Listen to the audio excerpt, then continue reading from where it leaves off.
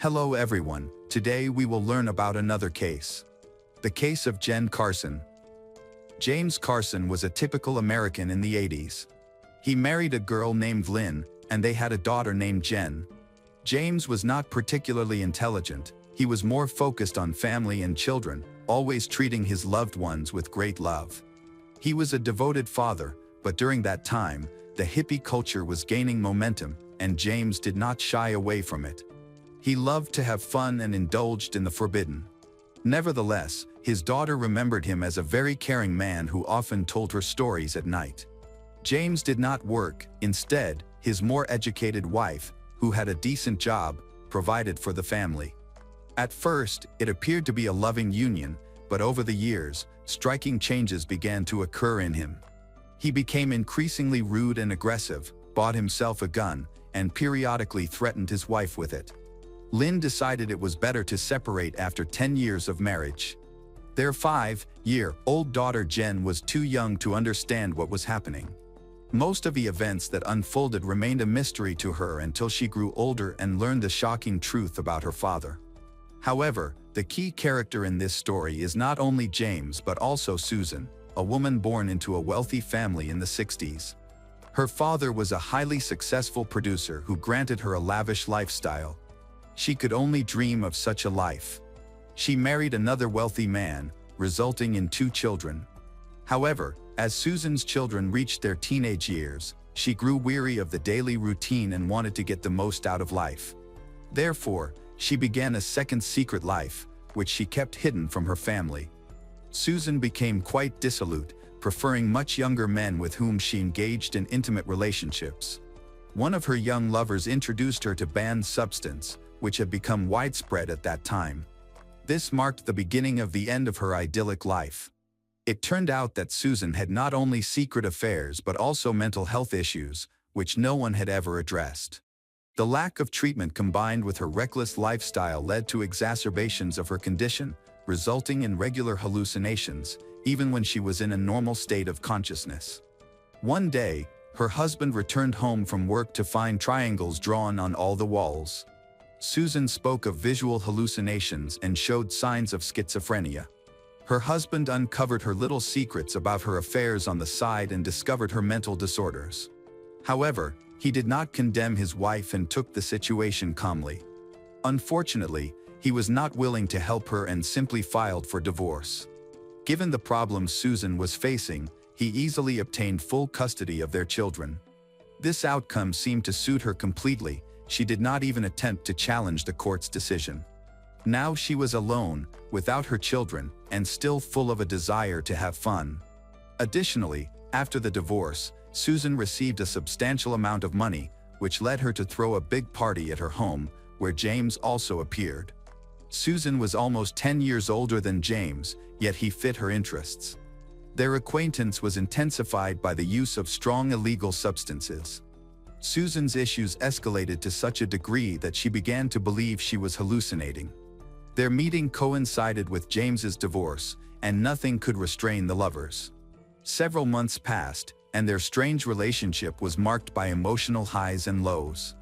Later, Suzan said that she had immediately fallen in love with James and that he became the man of her dreams. He officially changed his name to Michael Bear Carson, and in 1978, they went on a trip to Europe in search of their spiritual followers. Soon, the situation only worsened, as all of Suzan's savings from the divorce were spent on banned substances and entertainment. At this time, Michael was under her complete control. They believed in a fictitious religion centered around Suzan, who claimed she could see those possessed by demons, distinguish witches, sorcerers, and other dangerous entities. Meanwhile, Michael became a sort of instrument for executing witches. During this period, Lynn fought to obtain full custody of Jenn. Lynn succeeded, but on weekends, Jenn had to visit her father and stepmother. Jenn found herself in a poorly organized home. She was only 4 years old at the time, later recalled entering the house to find it nearly empty, with many trees planted in pots throughout the interior. She described it as a kind of magic forest, as the house held little more than a single water bed for sleeping. From her later memories, weekends at her father's house felt like a horror movie. She did not like Suzan, whom she described as a villain from a cartoon, it seemed that her father and stepmother were ignoring her existence. Jenn instinctively felt that women should not eat, and later she discovered that she preferred to starve all weekend rather than eat the food offered to her. Despite the difficulties Jenn faced, she initially did not tell her mother about the frightening real-life stories that haunted her. Instead, her memories from her early years were often filled with something terrifying. Jenn remembered well that Suzan considered her possessed by demons, punished her by scratching her back, while her father blindly believed everything his beloved Suzan said and supported any punishment. Jenn could do nothing to resist the much stronger adults. Suzan repeatedly tried to conduct some kind of exorcism right on Jenn, and during one of these sessions, Jenn's body bore 5 marks resembling claw scars. When Lynn noticed these marks, she was alarmed and wondered what was happening in that house. She tried to ask Jenn about it, but because of her young age, it was difficult for the girl to explain. Nevertheless, Lynn still sensed that something was wrong. It became clear to her that James's transformation into Michael was not an accidental event. In marriage, he had become much more aggressive. Lynn now believed that her daughter was in danger. Attempts to reach James were futile, as he was completely under Suzan's influence. Contrary to the court's decision, Lynn took her daughter and ran away with her. Until that moment, they had lived in Phoenix, Arizona, and now they had moved to California. Lynn did not tell anyone their new address because she feared that if her actions were revealed, Jenn would be taken away and that she would lose any opportunity to see her. She felt that Jenn would not survive to enter school. Lynn did not want to contact law enforcement at all, knowing how slowly the system worked. Realizing that anything could happen during an investigation, she decided not to waste time. Lynn had to quit her job, and they lived very poorly after the escape, relying on random earnings. This escape became the second significant event in Jenn's life. The first was the sudden divorce of her parents, which she never understood because her mother and father had once seemed to love each other. As she grew older, she supported Lynn's actions. Her mother explained that her father was sick, and they just needed to stay away from him to avoid being infected. In reality, James and Suzan's way of life became eccentric, spending money on substances while neither worked. They decided to move to California, possibly because, during a moment of clarity, Michael wanted to reclaim his daughter, or maybe he thought things would be better there. They had no idea where they could find Jenn and Lynn after moving. After days of wandering, Suzan and Michael settled in San Francisco, where they met a girl named Keryn Barnes, who was then 23 years old. Keryn dreamed of becoming an actress and moved to California to try her luck in acting. Unfortunately, during this period, she met Suzan and Michael, who willingly shared information about their cult. This unhealthy behavior intrigued her. The entire group ended up in a rented apartment since Suzan and Michael could no longer afford housing. Keryn became the first person to join this cult. She was attractive and immediately caught Michael's eye. However, he could not betray Suzan behind her back, so he approached Keryn openly and told her that he believed she should become his second wife. This proposition was unacceptable to Suzan. She claimed to have seen the future and insisted that Keryn was a witch who intended to destroy the cult and kill them both. Michael believed Suzan so completely that he feared her power and obeyed her without question. Suzan easily convinced him that he had to deal with Keryn, making her the first victim of their cult. Michael agreed, waiting for Keryn to arrive after taking a cast iron frying pan and a knife. On March 7, 1981, he hit Keryn on the head to stun her and then stabbed her, inflicting 13 wounds to her face and neck in what seemed to be a ritual murder. They wrapped Keryn's body in a blanket, placed her head on a pillow, and drew a series of strange symbols on the walls before leaving. Keryn's dream of becoming an actress was shattered. When the door was broken down, her skull was discovered in a pool of blood, but no trace of the criminals was found, except for the drawings, which included the name Suzan. The apartment had been rented by Keryn, and aside from a superficial description from neighbors, there was no information about Michael and Suzan. They fled, fully aware that they needed to distance themselves from the crime scene. They hitchhiked north and lived for a year in a secluded cabin in the wilderness, where no one could find them. Very little is known about this period in their lives. A year later, Feeling bored, they discovered an illegal marijuana farm outside the city and decided to go there. It was quite a large illegal organization with a lot of work and a shortage of workers. Suzan tended to the plants while Michael monitored the safety of the operation, and together they continued to live their typical hippie lifestyle, remaining constantly intoxicated from substances. A young man named Clark Stevens intervened in the matter. He was a 26-year-old guy, a friend of the plantation owner. Clark was well versed in growing illegal plants, but he drank a lot, and he had his own vision that contradicted Suzan's opinion. Clark took the initiative, began giving advice. Suzan did not like how actively Clark was interfering in their activities. It seemed as if he was too arrogant. She turned to her husband, declaring that this man was encroaching on the sacred, putting the profit of their religion below him, which was unacceptable. Suzan told Michael that she had a vision in which Clark turned out to be an evil sorcerer. Naturally, this statement automatically became a death sentence for Clark. After Clark's murder, Michael obtained a gun. It is unknown where exactly it came from. In any case, he did not use it at first. He carried it with him to guard the farm. After Clark was dealt with, his body was doused with gasoline and burned. The remains were disposed of by burying them not far from this forbidden plantation in the forest. Later, the date of death was set as May 12, 1982. It is curious that this farm was located no more than a kilometer from residential buildings. In early summer of the same year, one of the families had an outdoor barbecue. They did not go deep into their yard but moved to the far part of a large plot of land. They had a large dog that they let run around. The animal went into the forest, as if attracted by something, and when it returned, the owners noticed something strange in its mouth. When the dog approached the married couple, they discovered it was carrying a part of a human skull. Naturally, the family called the police. Law enforcement officers discovered an illegal farm that had been abandoned in a hurry. No one was there, but a group of young people interviewed by the authorities told of a pair of dirty hippies who had fled the plantation quickly. They fled by hitchhiking again, disappearing into the territory of the states. On May 1983, the area around the plantation was thoroughly searched by a team that went deep into the forest, where they found Clark's burial place and a tourist backpack. Inside, they found various items, a pistol, a fake ID, and also a manifesto describing the program of a cult-like religious organization called Hunt. The most disturbing item was a list of names and surnames of so-called witches and sorcerers that included even popular figures such as Ronald Reagan, the current president of the United States, as well as the governor of the state. The police were particularly interested in two other names, Clark and Keryn, who were already listed as killed. In total, the list contained 12 people, consisting of ordinary citizens. However, it turned out to be impossible to establish their fates precisely, as there was nothing specifying either addresses or phone numbers. Due to the possibility of a national security issue, the Federal Bureau of Investigation began a search.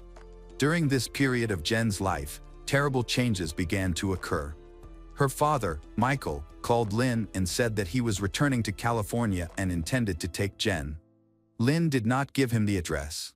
She was very scared because she could not even contact the police for protection. However, this did not even need to be done because just a few hours after Michael's call, FBI agents arrived at her home. The authorities already knew that Michael was actually James Carson, and Lynn was his ex-wife. Jenn was the daughter whom the ex-wife had actually kidnapped. Despite this, they treated Lynn's act leniently, considering all the circumstances and the danger for Jenn. The agents knew they were dealing with a very dangerous couple of criminals. In the father's desire to take Jenn, they saw an opportunity to catch the killers. As far as the law enforcement officers knew at that time, Suzan and Michael were hitchhiking, making it impossible to track their exact location. On May 12, 1983, in the car, a 30-year-old truck driver named John Hellyar. A couple of young people who looked harmless were heading to California and picked up a other man. The only space in his car suitable for passengers was the cabin, but with 3 of them in the front, it was cramped. The hitchhikers began to settle inside when they climbed in. Michael saw this and was furious, as he perceived the contact of a mere mortal with the prophetess as a sign of disrespect. Suzan supported his opinion. Michael took out other pistol, as the first one was thrown not far from the plantation. The cabin was cramped. John managed to start a fight. They fell out onto the road. Other motorists drove by, some even stopping to help, while Suzan shouted to Michael that he had to finish off evil sorcerer. Realizing that a grown man could defeat her husband, Suzan took a knife and approached John, stabbing the wounded driver. They run away, leaving John's body on the side of the highway in Napa County. Suzan and Michael stole a truck and took off. However, witnesses reported to the police, which led to a big chase. Suzan and Michael lost control and drove into a ditch. But they were not going to surrender. A shootout with the police began. The criminals managed to escape again, this time on foot.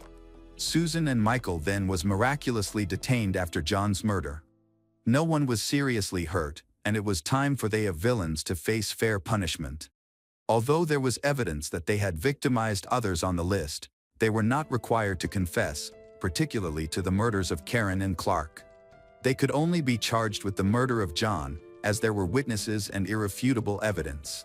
When Suzan and Michael were brought in for questioning, they refused to cooperate with the police, demanded the involvement of all TV channels, press, and newspapers. They sought to turn their bloody tale into a major press conference in order to gain fame. Suzan insisted that she was a clairvoyant, claiming this would allow them to attract as many followers as she wanted, specifically targeting young people who were as devoted as Michael.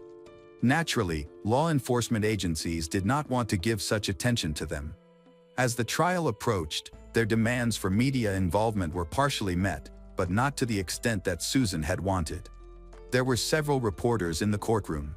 Suzan claimed that President Reagan was a demon who needed to be killed. Law enforcement managed to extract the names of 2 victims. And Michael confessed to killing Clark, who had worked with them on a plantation of prohibited plants. He also spoke about the failed actress, Keryn. Before the trial even began, everything Suzan and Michael said seemed like a circus. Suzan expressed absurd ideas that were later quoted in various reports. Several books were written about her prophecies, but few people took her claims seriously. Among Suzan's statements was the assertion that all these murders were committed in self-defense. She concluded her speech by expressing her bewilderment at why their fight against evil warranted any accusations. The forensic expert detailed the atrocities committed by Suzan and Michael, making it obvious that their actions had nothing to do with self-defense or fighting demons. They themselves were pure evil. Both were sentenced to life imprisonment with the possibility of parole after 75 years for 3 counts of murder. It was clear that the killers should never have been released. It seemed that everything was over, but Jenn's life turned into a nightmare. She accidentally learned the whole truth about her father and stepmother, which came with shocking details.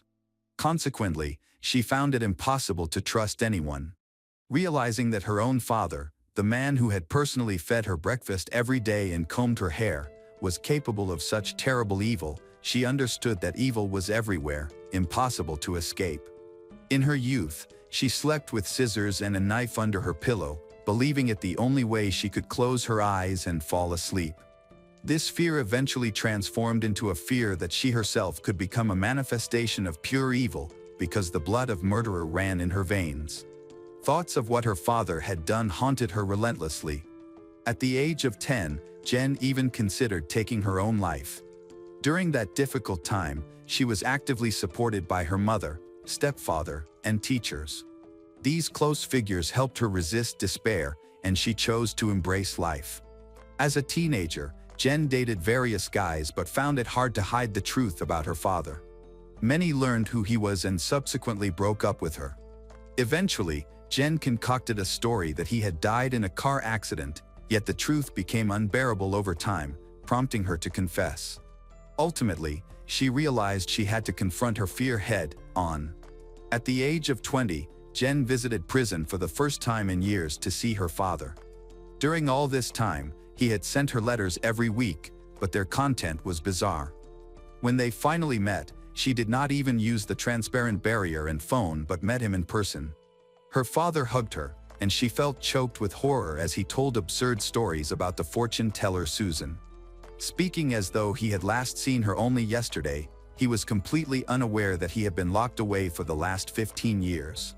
As she left the visit, she realized he had not changed a bit, nor did he feel guilty. The father who had loved her simply no longer existed.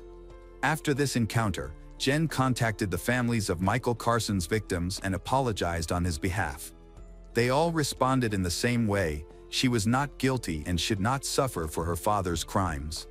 After this, she began to manage her traumas, but her nightmares were far from over. In 2014, a reform of the correctional system was enacted, enabling Suzan and Michael to request parole every 5 years. Jenn's nightmares returned once again when Michael applied for parole for the first time. Jenn was on the commission, but contrary to her previous stance, she argued that he was dangerous and did not regret the crimes he committed. She insisted that if he were released, he would kill again. The next attempt for parole took place in May 2020, but James was again refused.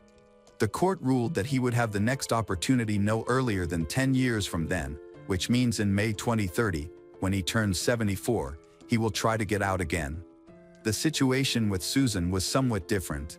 She also applied for parole in 2015, but her request was denied. The court ruled that she would not be eligible for another opportunity for 15 years.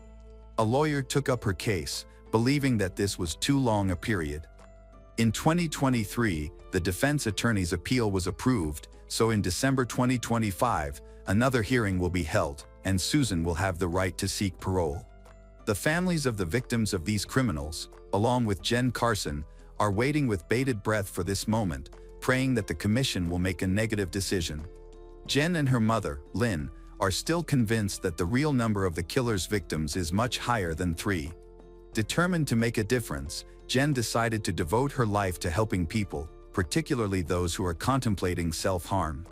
For this purpose, she received a doctorate in social work. Now, while helping others, she has found peace.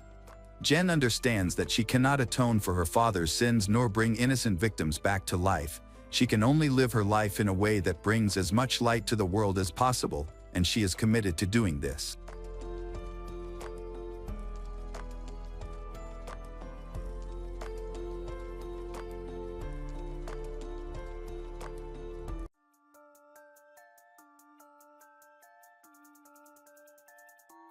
Hello, crime enthusiasts.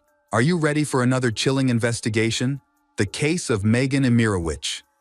A young girl's 18th birthday celebration turned into a nightmare. We'll find out in today's video. It took Conrad Emirowicz and Julia years to conceive. After unsuccessful attempts to conceive, they sought help at a specialist clinic. Medical professionals ran tests and determined that the couple would never be able to have biological children. The news devastated Conrad, 40, and his 31-year-old wife, Julia, who had always dreamed of a large family. However, they eventually accepted their situation. At that time, they had been married for over 2 years. In 2002, they adopted a baby girl named Megan. Just 3 days after her birth, she was taken away from her biological mother, who was struggling with addiction. Megan was placed in a more stable environment. A few months after adopting 2 children, Julia was surprised to discover that she was pregnant. They considered it a miracle and believed that the child was a blessing from God for their good deeds. Their third child, Morgan, was also their only biological child. Although only one of their 3 children was biological, they loved them all equally. With 3 young children, the couple experienced the challenges of caring for newborns, including the constant need to change diapers. This made them consider starting their own business, as they realized how expensive disposable diapers could be. They created soft cloth diapers. The diapers were highly absorbent, and while Julia made them at home, Conrad worked on marketing the product. Their diapers became quite popular. Conrad worked in information technology at a local IT company. 3 years later, Julia became pregnant again and gave birth to a baby girl named Anne. It turned out that the doctors had made a mistake, and they were able to have a baby after all. During this time, the family lived in Rowland Township, Michigan, a peaceful and cozy area, away from the hustle and bustle of big cities. Conrad began drinking heavily. This put a strain on their relationship, leading to frequent arguments. Finally, in 2011, Julia decided to file for divorce. After the divorce, the couple shared joint custody for the first few years, but the children lived primarily with their mother. When the older children, Austin and Megan, became teenagers, their parents suggested that they choose which parent they wanted to live with. Their mother was quite strict, while their father was more lenient and allowed them to attend parties and invite friends over. Additionally, his new home had more space, so Austin and Megan decided to live with him, thinking they would have more freedom. At first, everything seemed great. The teenagers felt like they were enjoying their newfound freedom. Conrad struggled with his alcoholism and never overcame it. Over time, he drank more heavily and neglected household chores such as cleaning and chores. As a result, the house and yard became increasingly messy. What had once been a comfortable place became an unsuitable environment for the children. Morgan and Anne, who lived with their mother, stopped visiting their father altogether because they were embarrassed to discuss him and did not want to bring friends over. Meanwhile, the eldest son, Austin, began to argue more frequently with Conrad. Austin was frustrated with his father's behavior, but felt powerless to change it. As his resentment grew, it turned into anger, and he even resorted to physical violence when confronting Conrad. One notable incident occurred at a friend's birthday party of Austin's. Conrad arrived drunk and disheveled, which Austin found embarrassing. On another occasion, Conrad attended Austin's graduation drunk and slurring his words. That night, Austin even noticed a foul odor coming from his father. Before he turned 18, Austin began looking for a job so he could move out. He saved enough money to live with friends, which helped him escape the toxic environment at home. As a result, he almost stopped communicating with the rest of his family. Meanwhile, Megan, who chose to live with her father Conrad, was left to do most of the household chores, including laundry, cooking, cleaning, and making sure her father stayed out of trouble. This pressure may have contributed to her developing behavioral problems, which friends and family eventually noticed. Megan began to harbor resentment toward her father, especially after he threatened a teacher with a knife, which led to her being expelled from school. As a result, her father arranged for her to be homeschooled. For reasons unknown, Megan also did not seek help from her mother and had no intention of moving in with her. One day, Conrad was too drunk to take Megan on a business trip, so she took his car without permission and drove away. Unfortunately, Megan got into an accident and crashed the car, but she suffered minimal legal consequences. Meanwhile, Conrad's alcoholism worsened. The family's difficulties left Megan shouldering all the household chores. She was overwhelmed by the myriad of problems, and chaos in the house continued to escalate. One day, Julia came to help clean. However, it took her about 10 hours to clean just one room. When she went down to the basement, she was overwhelmed by the smell of cat urine. She suggested to Megan that they move in together to escape the hardships of living with Conrad, an alcoholic father. But Megan refused. She chose to continue supporting her father, and by 2020, the situation became completely dire. Trash filled the yard, and the house was a mess. During this time, Megan was Conrad's only source of support. Since 2021, he had been experiencing health issues due to long-term alcohol abuse. He would occasionally lose consciousness and have trouble controlling his bladder. Megan stayed close to her father. She felt that she couldn't leave him because she feared he wouldn't survive without her. Despite his drinking, but Conrad was never aggressive.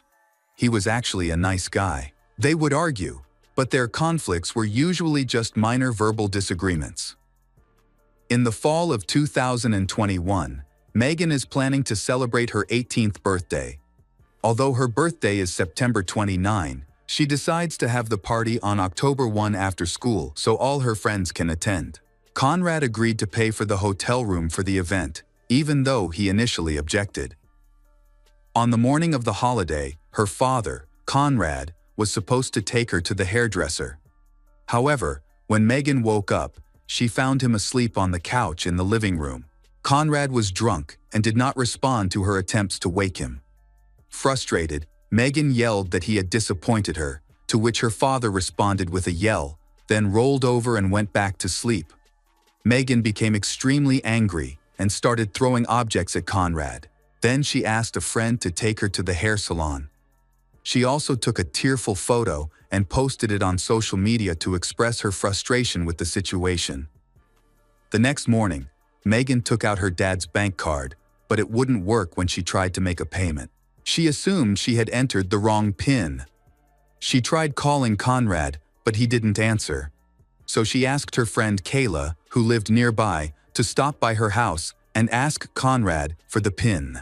Kayla arrived around 4 p.m.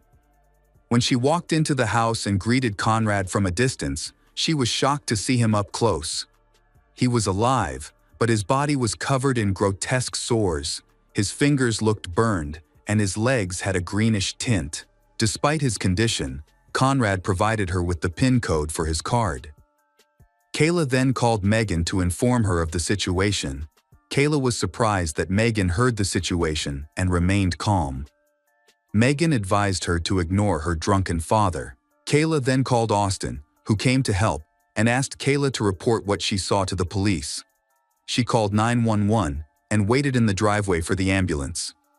Kayla spent 15 minutes talking to Megan, but Megan did not seem to understand the severity of the situation. The ambulance arrived very quickly, and they took Conrad out of the house. At that moment, Austin arrived with his friend Lucas.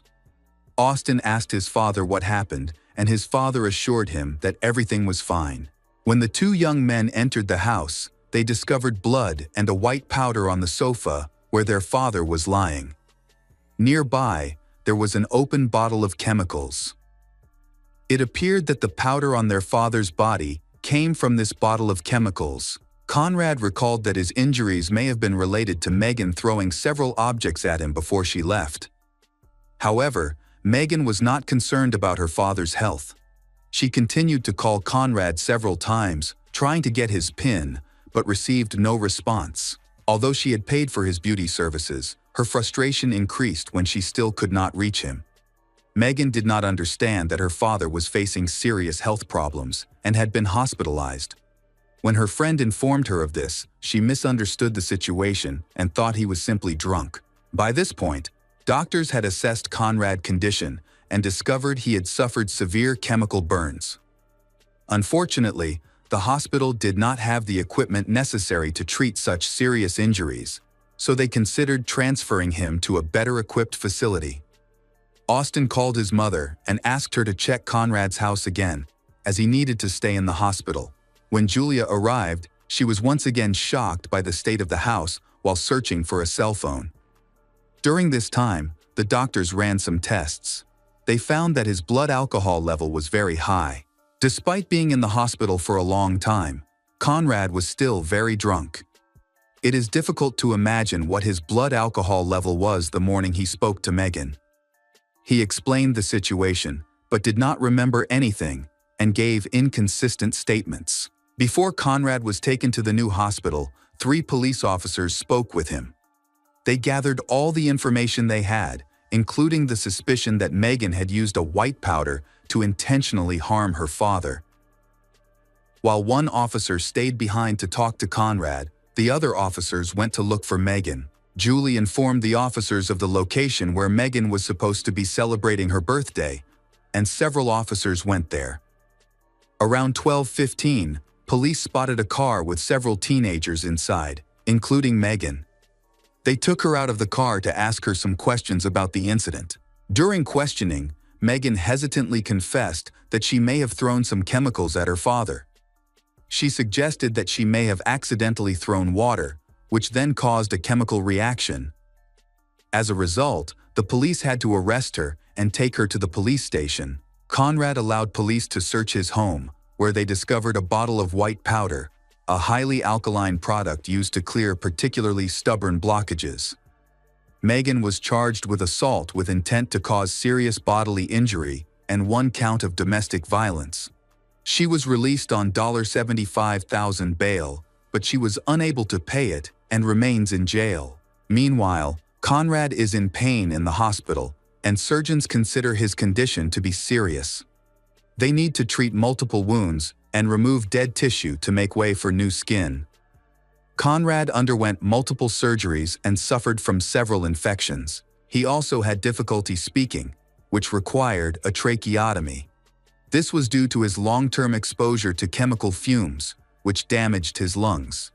He also required dialysis, and his condition continued to deteriorate rapidly. As a result, doctors decided that amputation was necessary. At this point, the Conrad had been suffering for over 5 months, and doctors still couldn't find an effective treatment. Conrad's mental state worsened, and he often requested to be taken off life support to alleviate his pain. More than anything, he wanted to go home.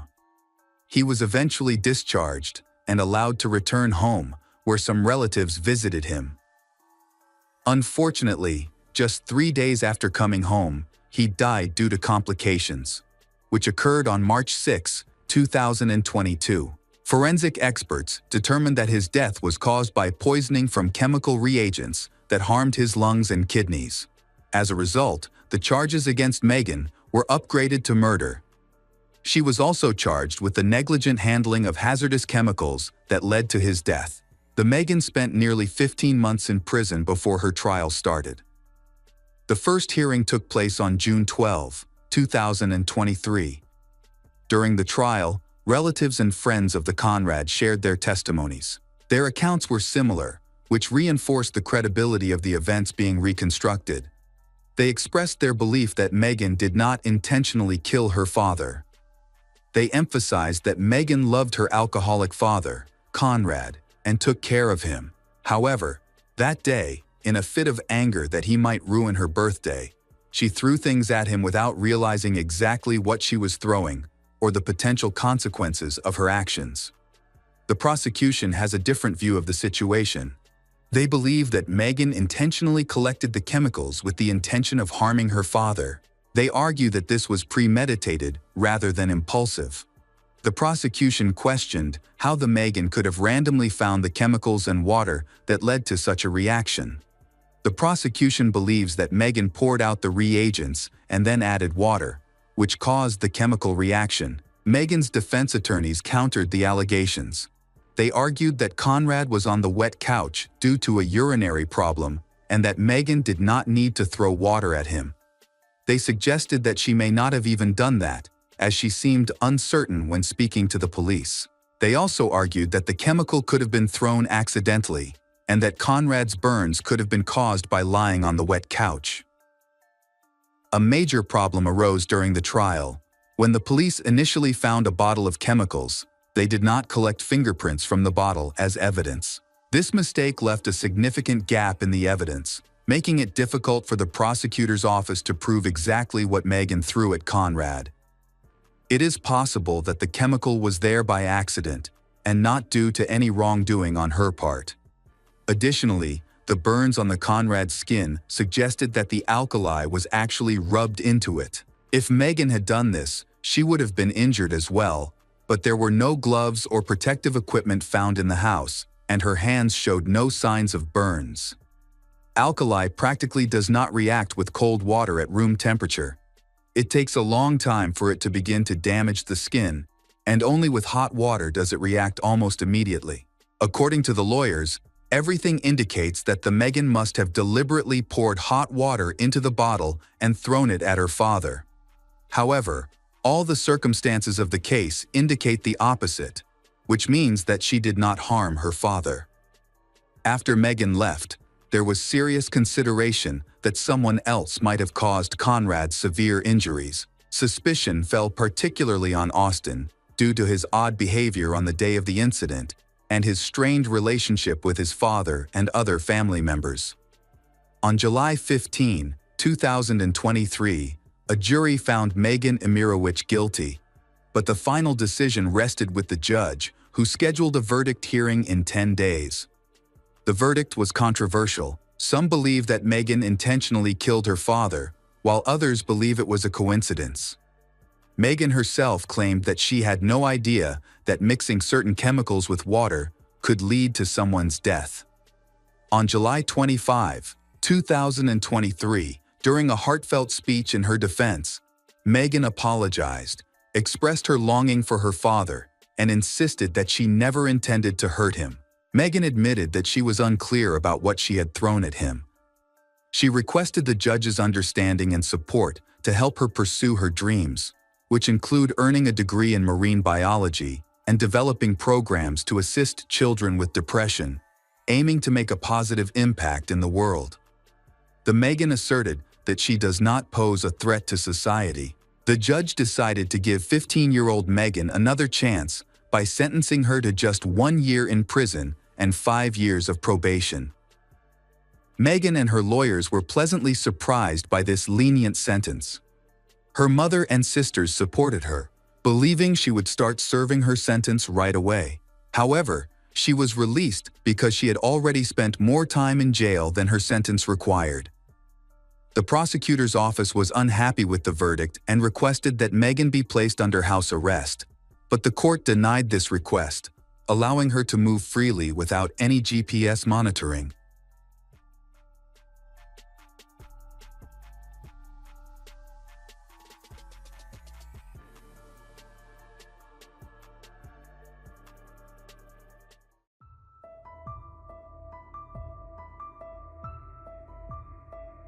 Hi everyone. Thanks for returning. Let's unravel another horrible case. The case of Veronica Youngblood. 30 years old, Veronica Youngblood originally came from Argentina. The exact timing of her move to the United States is unclear, but she grew up in poverty. At the young age of 16, she gave birth to her first daughter, Sharon. At that time, she started working as a call girl to support herself and earn money. In 2007, she met Ronald Youngblood, a pilot in the U.S. Navy, who was one of her clients. They quickly started dating, and in 2009, they got married in Las Vegas. Marrying Ronald brought stability to Veronica's life, offering her a home, a supportive husband, and assistance in caring for her daughter. A few years later, in 2012, Veronica and Ronald welcomed a daughter together named Brooklyn. Sharon is described as a sweet and kind girl who is always willing to help others. She is currently in 10th grade at Octina High School and participates in figure skating. Coach Lynette Carroll, who has coached she for about 4 years, commented that she is a persistent and hard-working athlete who has performed well in competitions. Sharon was a good student with a bright future ahead of her. She often talks about her dream of becoming a singer and has a great group of friends, which makes her popular. Brooklyn, 5, is a smart, loving little girl who loves animals. She is adored by her family. However, the relationship between her parents, Veronica and Ronald, is strained. They often argued, which prompted the police to intervene. In 2014, while Ronald and his family were in Honduras, she called the local police to report that she and Ronald had a disagreement, during which he became physically violent. During this time, the family said Ronald began to suspect Veronica of having an affair. After that, their relationship deteriorated, and some people said he became more domineering, jealous, and possessive. They said that while in Honduras, he began denying his wife access to transportation, money, and even the internet. At one point, Veronica sought assistance from the U.S. Embassy to facilitate her emergency return to the United States, which was granted. After their time in Honduras, Ronald was assigned to the Navy Department in Washington, D.C., and they moved to Florida. There, they effectively separated, but continued to live together. Following their time in Florida, they relocated with their children to Oakton, Virginia, and began divorce proceedings. They continued to live in the same house, though, possibly because they wanted to raise their 2 daughters together and because Veronica was unemployed, so could not afford to live independently. However, The divorce proceedings and child custody battle put further strain on their relationship. During this process, Veronica applied for student loans and named Ronald as a guarantor without his consent. This led to a number of disputes. By September 2016, the court decided that they could continue living together in Oakton and have joint custody of their daughter Brooklyn, without either party having to pay alimony. In October 2016, Ronald filed for a protective order to protect himself from Veronica.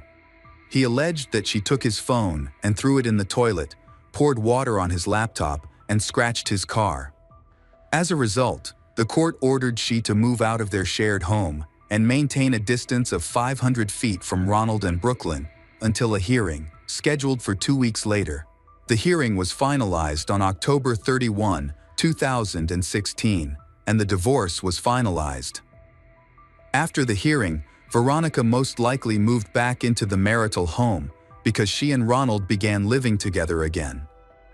Everything went smoothly until March 2018, when Ronald and Veronica failed to appear in court. They filed a joint consent form for a 14 years project that stated they both wanted to move to Sedalia, Missouri, with their 2 daughters, Sharon and Brooklyn, in August 2018. They chose Missouri because that's where most of Ronald's family lives.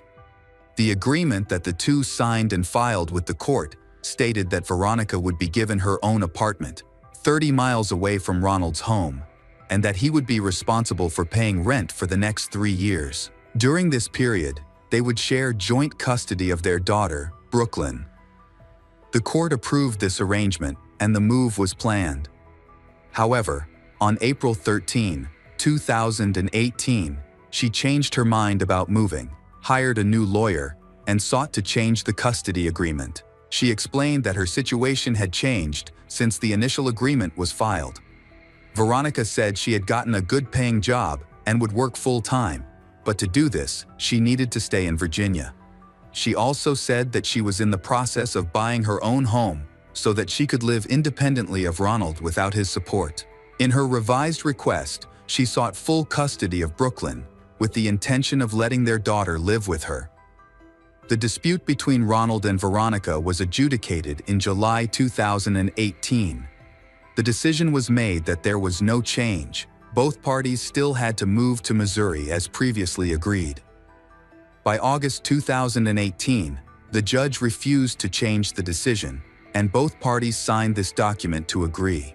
10 days later, Ronald notified the court of his new address in Missouri, where he planned to move in mid-August 2018. Sadly, this move would never take place. On August 5, 2018, 911 operator Jennifer Hoffman received a call from a 15-year-old girl who was crying out in pain. Sharon pleaded for help, saying she has just been attacked. When Jennifer asked who attacked her, she responded, "Her mother, Veronica." Sharon said her mother came into room while she and her younger sister, Brooklyn, were sleeping. Her mother said she was going to take her to God, then attacked her. Jennifer tried to reassure Sharon, informing her that help was on the way and to stay calm. However, Jennifer then heard the girl screaming and moaning in pain, repeatedly pleading. She said she didn't want to die. Please help her. Finally, in the evening, the rescue team arrived at the apartment on Lincoln Street. They found Sharon alive, with 2 wounds, one in the back and one in the chest. Tragically, her little sister Brooklyn was discovered dead in her bed due to injury to the head. Sharon was still alive at the time, but in critical condition. She was rushed to the hospital, but unfortunately, she did not survive. She fought bravely, but died just a few days later. When police arrived at the scene, they did not find Ronald or Veronica. Later that evening, they located Veronica. She went to a friend's house and knocked on the door, with a gun in her hand. Her friend called 911, leading to her swift detention. Upon her arrest, officers discovered she still had the gun with her and was driving a rental car. The police also found 2 ammunition magazines for the weapon. During her interrogation just a few hours later, Veronica confessed that she had bought the gun with plans to kill her daughters, Ronald and Veronica.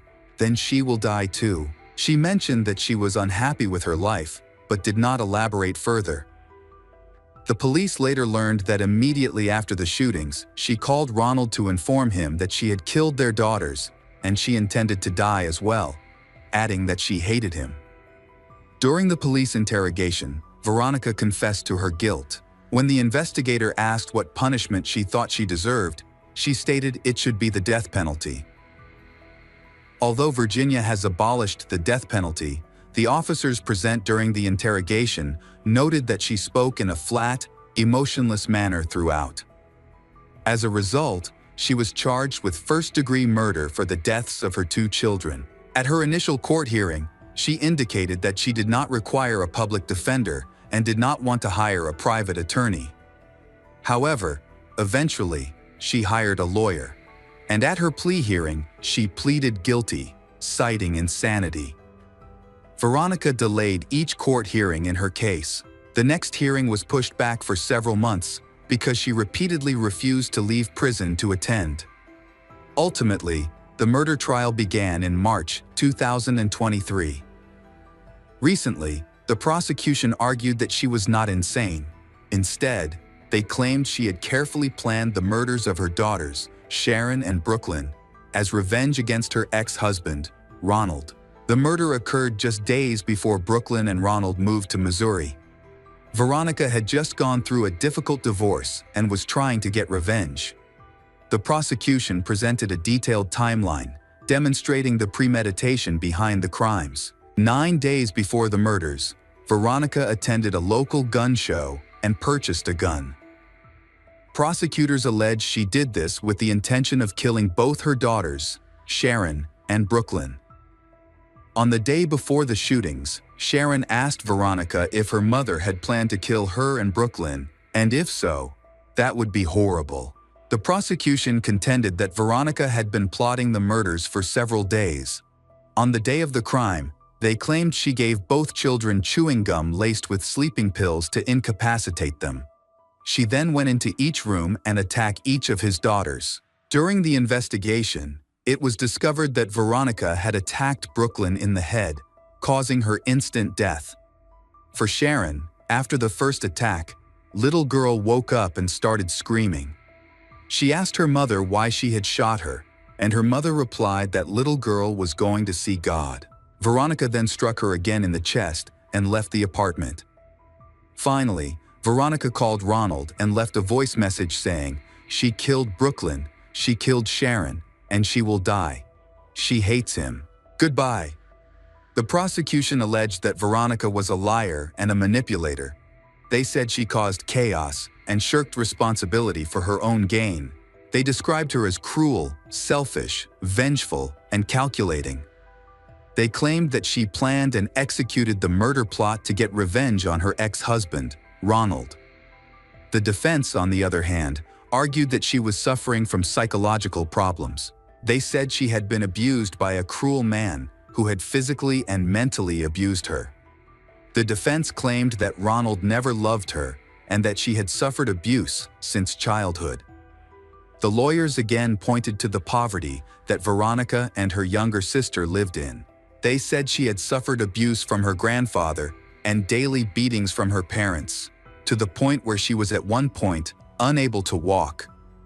Her father would often beat her with tree branches, belts, and brooms. After years of living in such cruel conditions, her parents abandoned she and her younger sister without a word, leaving them to fend for themselves. Then, Veronica was forced to turn to sex work to provide for her daughter and support her sister. During the proceedings, her younger sister gave a statement in which mentions that since childhood, she has followed a South American religion called Umbanda. This religion believes in the existence of a supreme creator, the ability to communicate with the spirits of the dead, and the concept of reincarnation, spiritual growth, through various practices. The defense used this information to argue that Veronica believed she had the ability to communicate with the dead. The defense argued that Veronica had suffered abuse and neglect in her past. and that in addition to these factors, she suffered from severe mental illness. She reported having heard voices throughout her life. At trial, she claimed that she had heard voices that night, leading her to believe that she had to kill her daughters. The defense argued that she suffered from post-traumatic stress disorder and depression. They asserted that she was terrified that her children would experience the same abuse she endured as a child if they were separated from her. Veronica's defense team said she went to the police and asked for the death penalty. This shows that she intends to die. During the trial, various witnesses, including doctors who attempted to save Sharon's life and people who knew Veronica, Ronald during their marriage, provided testimony. One of the witnesses was Manuel, a defense attorney, who met Veronica by chance at the time of the incident. He shared that they met in the summer of 2018, and when they first met, she seemed calm and composed. However, by the end of July, things had changed. Manuel said that in late July, Veronica shared with him that she had lost her nursing job, which would have prevented her from moving to Missouri, as she had said in court. During their conversations, she expressed a desire for a more serious relationship, but he responded that he was not ready for a serious relationship. Therefore, the two decided to end their relationship at that time. A few days later, she sent him a text claiming she was pregnant with his child. On July 31st, he visited her home to discuss the pregnancy. Upon arrival, he noticed the apartment was dark, lit only by candles, which created a romantic atmosphere. Although they talked, but he soon left because he felt unsafe. He said that after that conversation, he no longer trusted Veronica's word about her pregnancy. He didn't believe anything she said. It is highly unlikely that she was pregnant, as there were no reports from the prison indicating that she had given birth or experienced a miscarriage. After their conversation, Manuel instructed his lawyer to send Veronica a letter, telling her not to contact him again. He mentioned that he saw she again on August 5, when she appeared at his doorstep. She was calm and seemed cold, asking to come in. However, he refused to open the door and asked her to leave. Veronica advised Manuel to call the police, as they were looking for her. When he inquired why the police were looking for her, she revealed, because she just killed her daughters. At that point, she pulled a gun from her belt and explained her actions to him. Following this, he called 911 to report her location. During the trial, the focus turned to Sharon's 911 call, in which little girl told the dispatcher that she was dying because her mother had just attacked her. At that moment, Veronica stood up and cried out. Veronica couldn't take it anymore. The judge decided to adjourn the trial and informed the jury that Veronica had asked for a waiver because she had interrupted the hearing. Veronica then testified, with tears streaming down her face, about the trauma she had endured. The jury and several others in attendance were moved to tears as she shared the horrors of her life. Ronald attended the trial. He also took the stand to speak about how wonderful his daughters, Sharon and Brooklyn, were, expressing his deep love for them and his devastation over the incident. The prosecution's strong arguments convinced the jury to find Veronica guilty. She purchased the gun 9 days before the murder and had given her daughters sleeping medication beforehand, leaving them defenseless. This clearly indicated that she had planned the act well in advance. It was not a spontaneous decision made in a moment of madness. On the final day, she followed through with her plan, reinforcing that this was not an impulsive act. Veronica claimed that she was mentally ill and did not intend to commit the crime. She had endured abuse throughout her life, which contributed to her mental health struggles. She believed that her actions were meant to protect her daughters from the same abuse she experienced as a child. After a 2-week trial, the jury began their deliberations and returned the next day with a verdict. They determined that Veronica was not insane at the time of the crime and found her guilty of first-degree murder for the deaths of Brooklyn and Sharon, as well as for using a firearm during the commission of the crime. During the sentencing phase, the jury decided that prison was the appropriate consequence for Veronica. Upon hearing her sentence, Veronica reacted with anger, shouting, "No, no," and leaping from her chair. Court officials had to escort her out of the courtroom. Then, she was taken back to prison, under special surveillance. A few days later, the jury returned to impose a sentence of 36 years in prison for each murder and an additional 3 years for each firearm offense. In total, Veronica will serve 78 years in prison. Throughout their relationship, Ronald and Veronica both caused each other harm. She may have had some psychological issues, believing that harming her daughters would get back at her ex-husband, Ronald. However, he is not without fault either, and many of Veronica's past experiences likely shaped her personality and her relationship with he. If Veronica feared her daughters would suffer the same abuse she endured as a child, it's important to note that she had full custody of Sharon, and only Brooklyn had to leave. She needed to move to Missouri, a plan she had agreed upon with Ronald. If she had followed through with this move, Brooklyn would not have been so far away from her.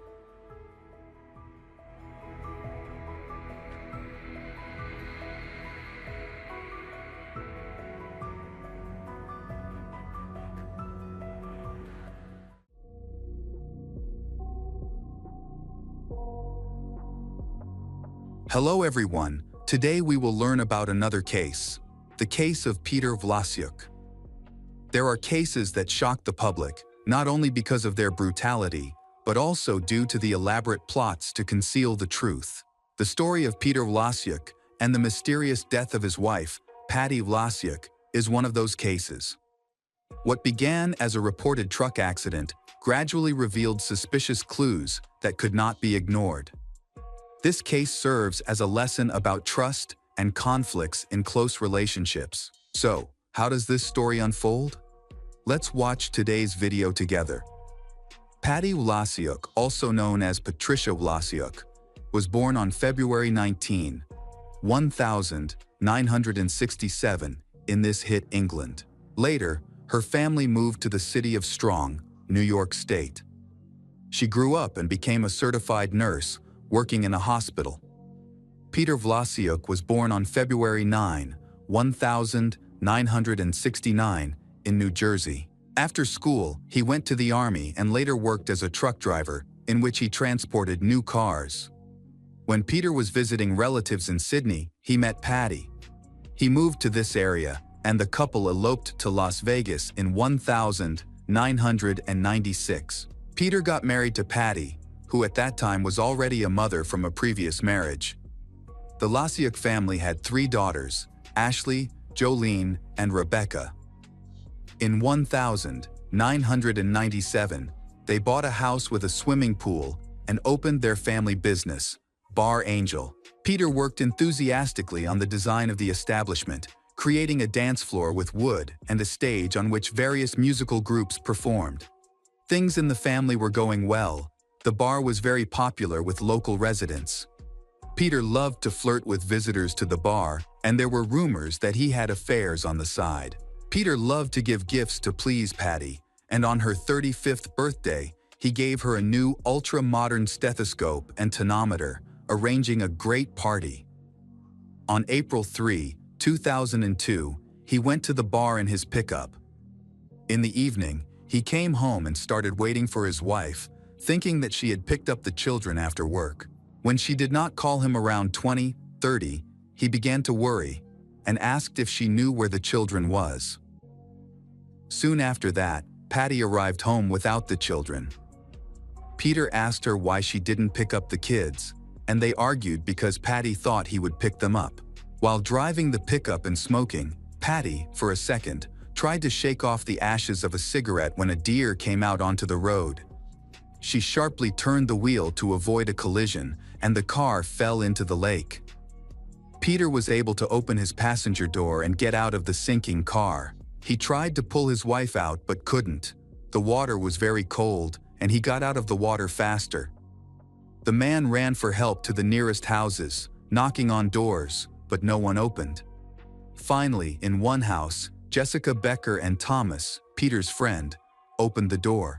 Thomas called 911 while waiting for rescuers. Later, they arrived at the lake where a white pickup truck was visible about 10 meters from the shore. Thomas put on a wetsuit and fins and dived under the water to the car, but didn't find Patty. The rescuers who arrived with a team of scuba divers pulled her out of the cold lake and found her face down, 2 meters from the car, which was submerged in 4 meters of water. She was taken to the same hospital where she had worked for 17 years, but died shortly after her arrival. Peter was also taken to the hospital by ambulance, where he was warmed up and changed into dry clothes. During the interrogation, Peter told the story about the deer and added that Patty liked to drink, which was true. Patty had several violations for drunk driving, but that night when she died, the alcohol content was insignificant, as shown by the toxicological examination. The investigators checked Peter's story and noticed that there were no skid marks on the road and that the car fell exactly in that place of the road where there was no fence. This was strange. The police also took the pickup truck out of the lake, and experts began to study its door, which Peter said opened in the water. The door was closed from the inside, which meant he could not have opened it. Later, he began to claim that he climbed out through the window. It was also strange that there was a burdock found in Patty's hair that did not grow near the lake. According to Peter, she would return to work, and they immediately pick up the kids. She did not lie on the ground and did not walk so that the thorns of the burdock would cling. The investigators visited Vlasiuk's house and discovered some plants nearby. They found a burdock plant with a broken branch and strands of hair. Peter's boots were covered in several thorns. Divers searched the lakebed for burdock but could not locate any. However, they did find Peter's coat submerged in the water, which had repellent on it. Besides, inside one of the pockets, they discovered her driver's license. During lab analysis, more items were uncovered in the pockets, including a toolbox that had been found at the bottom of the lake but had not been opened. Patty had bruises and wounds on her body, including her neck, but the pathologist, James Terzian, determined that drowning was the cause of death. The inconsistencies in the case made investigators uneasy, prompting them to investigate further for clues. They discovered a strange video involving an intimate relationship between 3 people filming their children, husband and wife, Vlasiuk, and Joyce Warden, nanny of their children. Just 9 hours after his wife's death, Peter contacted the insurance company to claim over $150,000 in life insurance payments. This raised the suspicions of the police, leading them to investigate further. As a result, Peter became the primary suspect. Investigators believed that on the night of April 3, 2002, Peter had left their children with a nanny and went to kill Patty near their home. After she had consumed alcohol, he is suspected of killing her, possibly strangling her, as indicated by the petechiae found on her neck, which are small pinpoint hemorrhages. Following the attack, he allegedly dragged her body through the grass, which could explain the burdock stuck in her hair and on his shoes. He then placed her in a truck, drove to the lake, and pushed the vehicle into the water. A new discovery is, Peter wanted Joyce Warden to be his new girlfriend. He sought full custody of their children and aimed to use life insurance money to pay off his debts. The police reached out to the pathologist conducting the autopsy about the burrs found in Patty's hair and coat. This led the pathologist to reconsider the cause of death and conclude that she had been strangled. From the evidence collected, on April 8, 2002, the police arrested Peter and detained him without bail. The trial started a few months later. Joyce Cardozo, Patty's mother, attended every day with her adult children, Lori, and her grandchildren, William. In court, Peter testified that Patty had been singing and drinking. He said that he asked Patty to stop, which made her so angry that she drove off the road into a lake and refused to get out of the sinking car. Peter claimed he mentioned a deer to the police to protect his wife's reputation, worrying that they might take away her nursing license. However, Peter's brother did not confirm that Patty had been drinking, and the prosecution argued that alcohol was not related to the case at all. A toxicology report indicated that there was only a very small amount of alcohol in Patty's system after the accident. The defense argued that Burdock could not have become tangled in her hair while she was in the water. The lawyer pointed out that in April, the ground was muddy after the snow had melted, yet Patty had no dirt on her shoes, clothes, or hair. Additionally, there were no indications of a struggle near the pickup. They were simply in the yard by the bushes. Other than some hair on Patty's body, there was no dirt found beneath her fingernails. In reply, the prosecutor argued that the water could have washed away any dirt. In court, Joyce Warden revealed that it was actually Patty who started the group relationship, not Peter, surprising everyone present. She also confessed to having an intimate relationship with Peter, separate from his wife. Peter's mother testified that Peter consumed a significant amount of alcohol and recalled finding 20 large cans of beer near their home one day. Additionally, she noted that Peter quickly contacted the insurance company regarding payment, and she encouraged him to do so because they needed the money. During the trial, Patty's co-workers stated that she was in a good mood when she arrived at work that day. However, in the afternoon, she had an argument with her husband, which left her very upset. Her colleagues suggested that she should divorce him, but Patty insisted that she still loved him.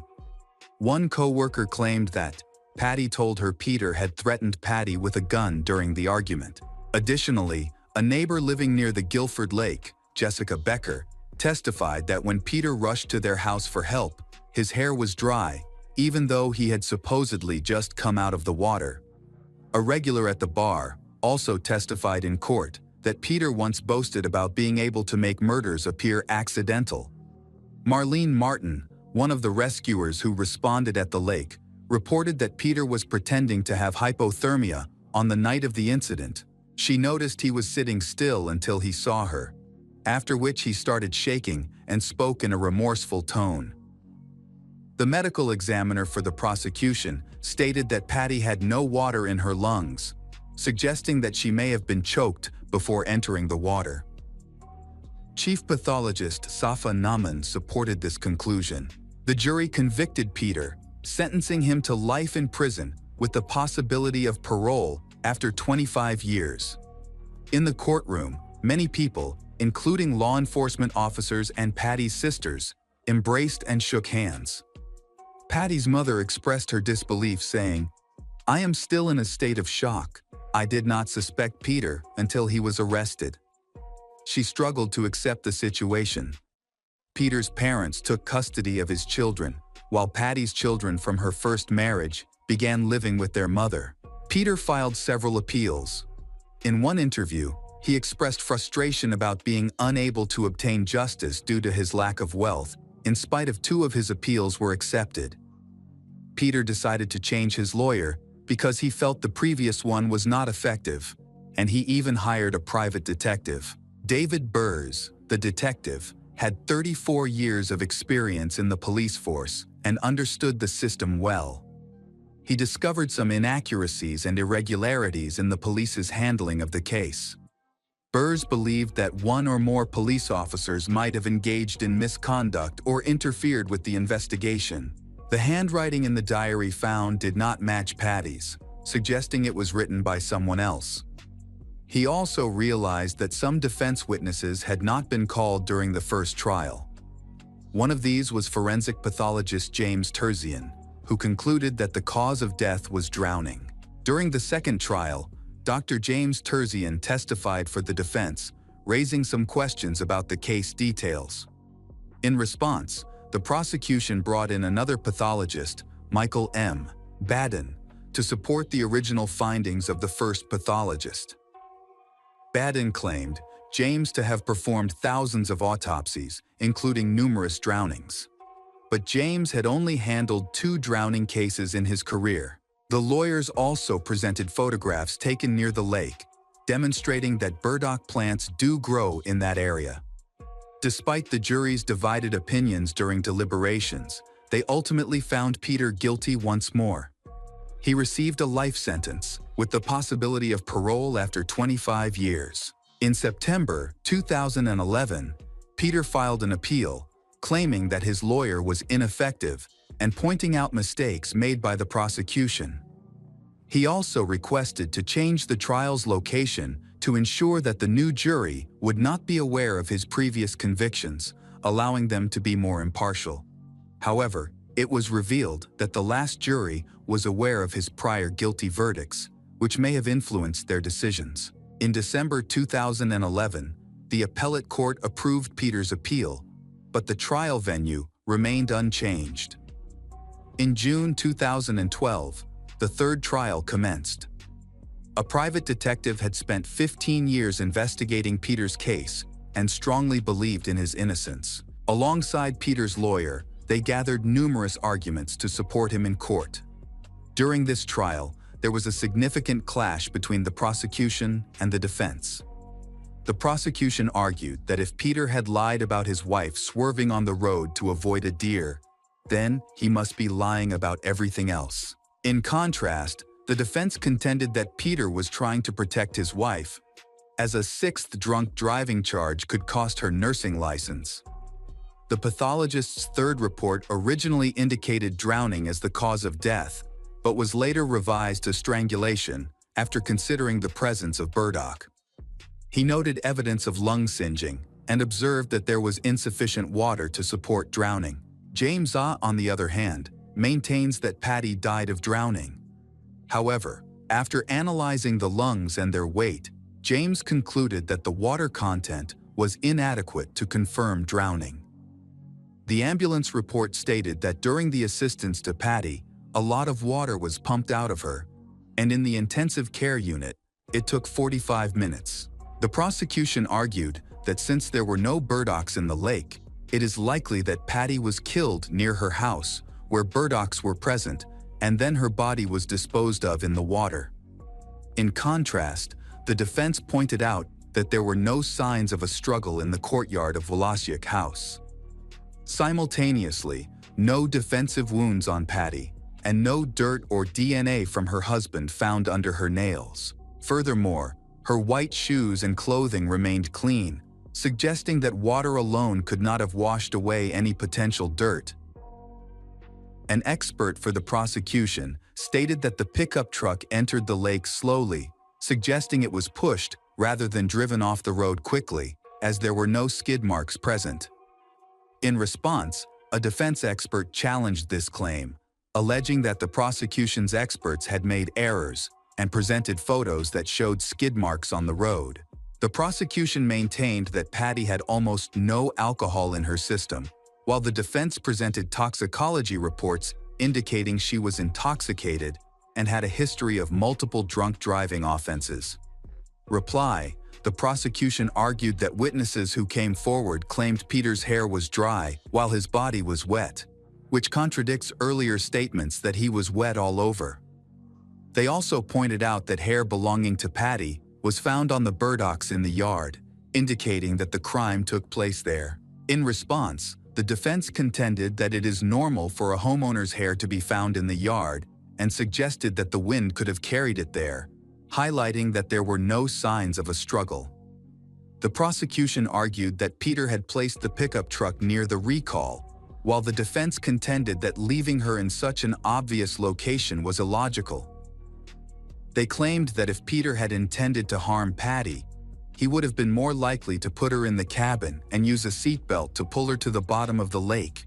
Patty was discovered in the water outside the car, indicating that her husband attempted to rescue her by pulling her out but could not get her to the surface. End of trial. Peter was sentenced to life in prison, but he could be eligible for early release after 25 years. The judge described him as a dangerous individual who poses a threat to society. In 2016, Peter's appeal was rejected, and he continued to serve his sentence. His oldest daughter visited him during this time. The case attracted significant public interest, leading to a group of supporters who believed he was innocent. Heather, a girl, discovered information about Peter while studying criminal law through social media. In 2015, she volunteered to assist him by sending a postcard.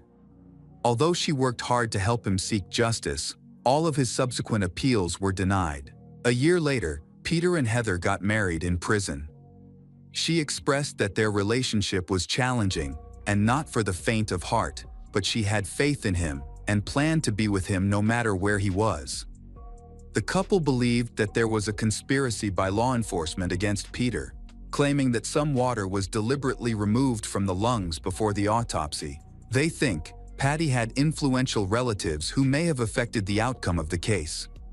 Her cousin worked in the district attorney's office, and her mother was a senior hospital prosecutor. At that time, the prosecutor needed to secure a conviction to boost their chances in an upcoming election for a judgeship, and this case helped them achieve that goal. Peter and Heather felt that Peter was simply unlucky and a victim of the situation. To support Peter, Heather created a fundraising page and a social media account to raise awareness about the case. Despite her efforts, Peter is still incarcerated at the Coxsackie Correctional Facility. In March 2027, he will be eligible for parole. The tragic case of Patty Wlasiuk is a chilling reminder of the potential darkness that can exist behind closed doors, even in seemingly ordinary lives. The unexpected twists and turns of the investigation, from inconsistencies in Peter's story to the suspicious circumstances surrounding her death, paint a picture of a man willing to go to any lengths to cover up his crimes. Ultimately, Peter's conviction for second-degree murder after a lengthy legal battle brought some justice to Patty's family, although the emotional scars remain. The case not only underscores the importance of a thorough investigation, but also highlights the difficulty of uncovering the truth when the perpetrator is someone close to the victim. Thanks to the persistence of the authorities and the resilience of Patty's family, justice was finally served, bringing closure to a story that might otherwise have faded into darkness.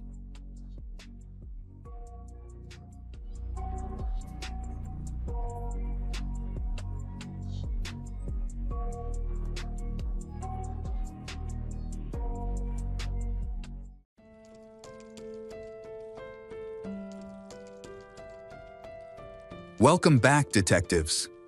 Let's dive into another horrible case. The case of Heather Rich.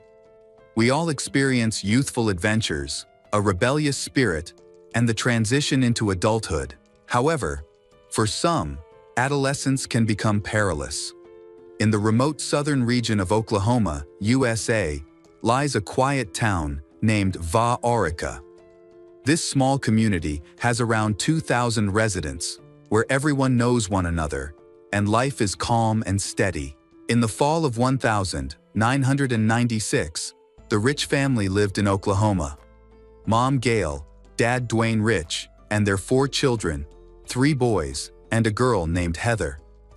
At the time, Heather was a sophomore in high school. She was an excellent student and cheerleader, known for her beauty and ability to attract attention. Heather was kind, but had a rebellious streak in her teenage years. On the evening of October 2, 1996, an argument broke out between Gail and Heather. They discussed a phone bill that cost the family $300, which upset Gail's mother, who disapproved of Heather's spending habits. Dwayne, the father, on the other hand, remained calm about the situation. Gail explained to Heather that due to the family's difficult financial situation, she could not afford to pay the large monthly bills. Dwayne, an electrician, had suffered severe burns from a transformer explosion and required extensive medical care and skin grafts. He was unable to work and support the family, forcing Gail to take on additional work to make ends meet. Every dollar was important, especially since Dwayne was about to undergo expensive surgery. Gail wanted Heather to learn the value of money and the importance of being self-sufficient, but Heather struggled with this, leading to a serious argument between them. After things calmed down, Heather went to bed. She stopped by the living room to say goodnight to her father, but walked past her mother in silence to express her resentment. The next morning, October 3, Gail woke everyone up for breakfast, as was their usual routine. However, Heather did not come down for breakfast. Gail believed that it was because Heather was angry due to the events of the previous night. Gail hoped that when Heather was hungry, she would come down to eat. But after a while, Heather still did not appear. Gail went up to check on her in her room. Gail was surprised to find the room empty. At that time, cell phones were not common, and Heather did not have a phone. Worried, her parents called one of Heather's friends, but no one knew where she was.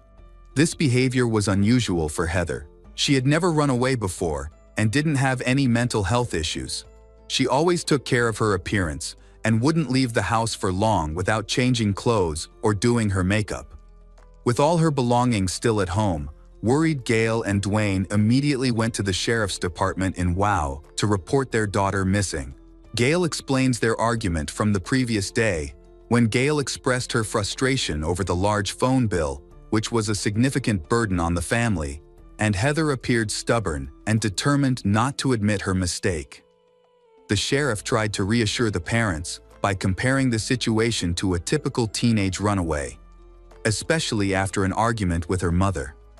However, this behavior was unusual for Heather, who usually tried to find a compromise even after a disagreement. The sheriff explained that most runaways returned home after a period of time. They suggested to the parents that Heather might have returned while they were at the sheriff's office. The police told Gail and Dwayne that Heather would need to be missing for at least a day before they could officially declare her missing. Since that time had not passed, the police could not accept their report. Frustrated and worried, Gail and Dwayne believed that something was wrong and that their daughter was in danger. They began searching all over town, starting with Heather's closest friends. One of these friends was Randy Wood, a 17-year-old boy who was the captain of the school's football team. He had dated Heather, but they had quickly broken up and agreed to remain friends. Importantly, he was one of the boys responsible for Heather's large phone bill. When asked about Heather's whereabouts, Randy said that he did not know where Heather was or what had happened to her. Gail then decided to contact another friend of Heather's, a 17-year-old high school student named Joshua Luke Bagwell, whom Heather had just started dating. When Gail called, Joshua's grandmother answered and said that he was resting after a party. She wanted to let him sleep and refused to wake him up to take the call. Joshua's grandmother said she was cleaning out the trailer in their yard where the school children had played the night before. When the mother asked about her daughter's disappearance, she said she didn't know. Relatives then searched the area for any sign of Heather. After a day of unsuccessful searching, her parents returned to the police station, and eventually the police joined the search effort. By October 10, a week after the search began, no useful information about Heather had been found. Given the amount of time that had passed, few people still held out hope of finding her alive. When searchers reached the area near the Texas border, a body was found floating face down, partially submerged in muddy water. Observers from a bridge noticed that the body was covered in mud, making it difficult to see in the murky water, as if someone had deliberately obscured it. When a diver finally recovered the body and brought it to shore, it was observed that the body had been severely mutilated with multiple gunshot wounds. A forensic examination was conducted. Experts later determined that the victim had been shot 9 times at close range. The condition of the body was horrific, with many serious cuts. During this time, there was only one missing person in the area, so Heather's parents were asked to identify the body. They only recognized their daughter through the ring on her finger, an engraved piece of jewelry that her mother had given her. Later, dental records confirmed that it was indeed Heather's body. The news of her death quickly became the talk of the town the next day. Within hours, the entire village knew about the case. Randy Wood also heard the shocking news that same day. It just so happened that Randy had been crowned king of several football seasons that day. It was expected that there would be a big celebration after the game. However, Randy was deeply affected by what had happened to his ex-girlfriend Heather. He then went to the bridge and stared at the spot where Heather's body was found for a long time. In fact, he knew more about the situation than he had shared with Heather's parents. The investigation quickly led the police to Randy and some of his friends. One of them is the son of wealthy parents. The second is the best football player in school and captain of the team. The third is an ambitious criminal from the streets. As soon as the police got involved in the case, they spoke to Heather's parents. By that time, Gail had contacted several of Heather's friends and acquaintances. Gail became suspicious of two young men, Heather's ex-boyfriend, 17-year-old Randy Wood, and her current boyfriend, Joshua Luke Bagwell, who slept after a party and did not answer Gail's phone calls. She believed they were hiding something. These high school students appeared to be reciting rehearsed answers, and when pressed with further questions, they struggled to answer. Their behavior was quite tense. Gail believes that Randy and Joshua have more information than they are admitting. While talking to Heather's classmates and friends, the police have gathered many clues that Joshua and Randy know important details. And they should assist the police in uncovering what happened on that tragic night when Heather left home after an argument with her mother. Heather's best friend told her that Heather was planning to attend a party that night to meet her boyfriend, Joshua. Even though her parents had forbidden her from leaving the house after dark, she decided to sneak out. After her parents fell asleep, she climbed out of the window around 11 p.m. At the party, she was supposed to meet Joshua and Randy. Joshua came from a wealthy family and always arrived in fancy cars and dressed better than his peers. Randy comes from a humble family, but his athletic talents make him as popular as his wealthy friend Joshua. Randy is an attractive young man who is admired for his ability to play football at a professional level. Randy has earned the position of captain of the team through his skills and is recognized as the best player in town. Randy and Joshua are close friends. They often spend weekends driving Joshua's car along country roads. They often hang out with girls and drink frequently and smoke occasionally. There were few places for teenagers to hang out in the city, so they found their own ways to have fun. Heather, along with a friend, experimented with drinking and hanging out with popular boys. The night before she disappeared, she left home to spend time with them.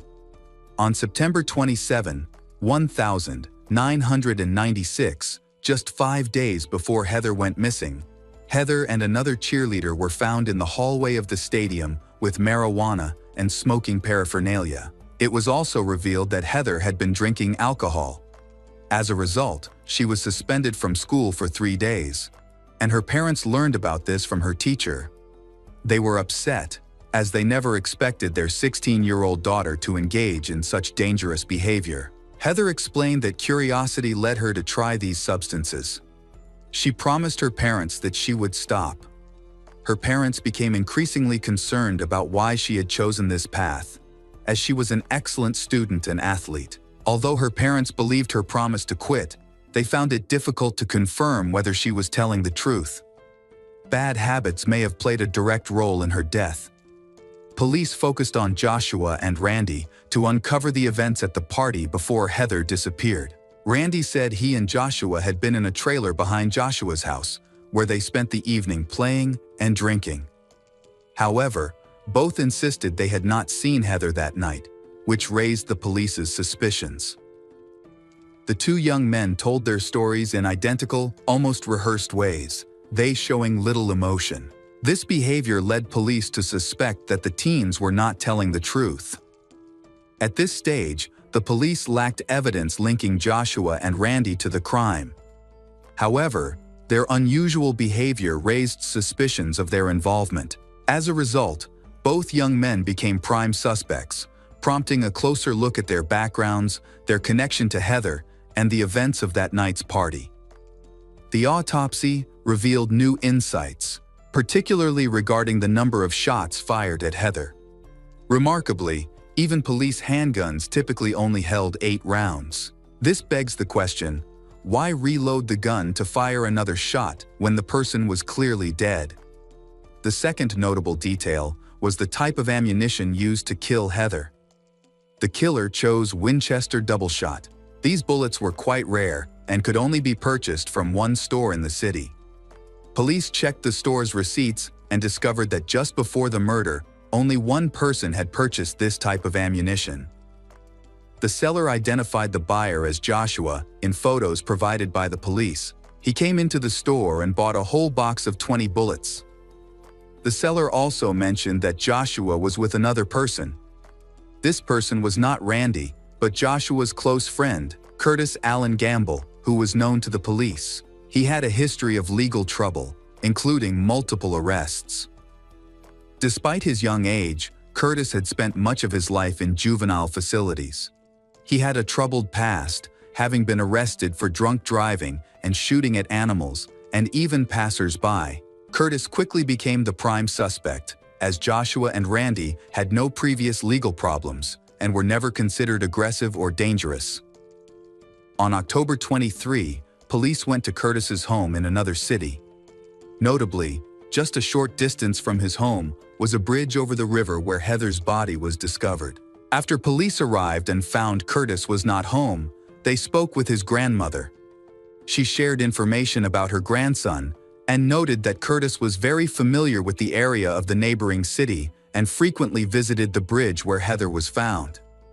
She mentioned that she used to take him fishing at that location when he was a child. The next day, Curtis was arrested and taken to the Orica Sheriff's Office. The interrogation lasted over 8 hours, during which Curtis remained mostly silent but agreed to take a lie detector test. However, the most important information the police learned was that Curtis admitted to owning a Mossberg handgun. This type of handgun can use a special type of bullet. Police suspected that he may have owned the weapon used in the murder. Investigations revealed that Heather had been shot with this rare type of handgun. After they seized the weapon and conducted gun tests, experts confirmed that it was indeed the weapon used to kill Heather. When the police presented evidence linking Curtis to Heather's murder, the investigation took a significant break. Curtis broke down and told the police that his two friends, Randy and Joshua, were involved in the murder. Curtis then wrote a one-page confession. The police were able to identify the killers. Randy and Joshua were then arrested and taken to the sheriff's department. There, the police presented Curtis's confession, in which Curtis was the one who wanted to kill Heather and that he initiated the attack. However, he was not the one who actually carried out the murder. According to Curtis, he gave Joshua his weapon and forced Joshua to shoot Heather. However, the police were skeptical of Curtis's confession, as Joshua did not fit the profile of a criminal. Joshua had no previous problems with the law, was known to be a model student, an excellent athlete, and was generally well-liked. The party took place in southern Oklahoma, while the murder took place in Texas. As a result, they had to appear in court in Texas, where the crime could result in the death penalty. After being pressured by the police, Randy finally spoke during a second interview. However, he denied any involvement in the murder, saying that Curtis committed the crime and that Joshua assisted him. Joshua, meanwhile, chose not to cooperate with the investigation. In October 1996, the police received two conflicting confessions. They decided to believe Randy's story, especially since he had passed a lie detector test. According to Randy, he had planned to go out drinking with his friends Curtis and Joshua that night. Randy later learned that Heather was supposed to be joining them. Heather knew Joshua and Randy, but had never met Curtis, so she had no idea he could be dangerous. That night, everyone drank a lot of alcohol, and Heather gradually lost consciousness. In her drunken state, Curtis harassed her and tried to attack her. Although she could barely speak, Curtis was afraid that when she woke up, she would remember what had happened. Knowing that rape was a serious crime that could result in a prison sentence, Curtis suggested that Heather be eliminated to avoid consequences. Randy thought he was joking, but he was serious. Curtis took a handgun from his car and aimed it at everyone present. Joshua and Randy understood the danger they were in, so they chose not to resist. They put the intoxicated Heather in the trunk of Joshua's car and drove towards Curtis's house. Before they arrived, Curtis led them across a bridge where Heather's body was later discovered. Curtis ordered the car to stop in the middle of the bridge and told them to pull Heather out of the trunk and place her near the railing.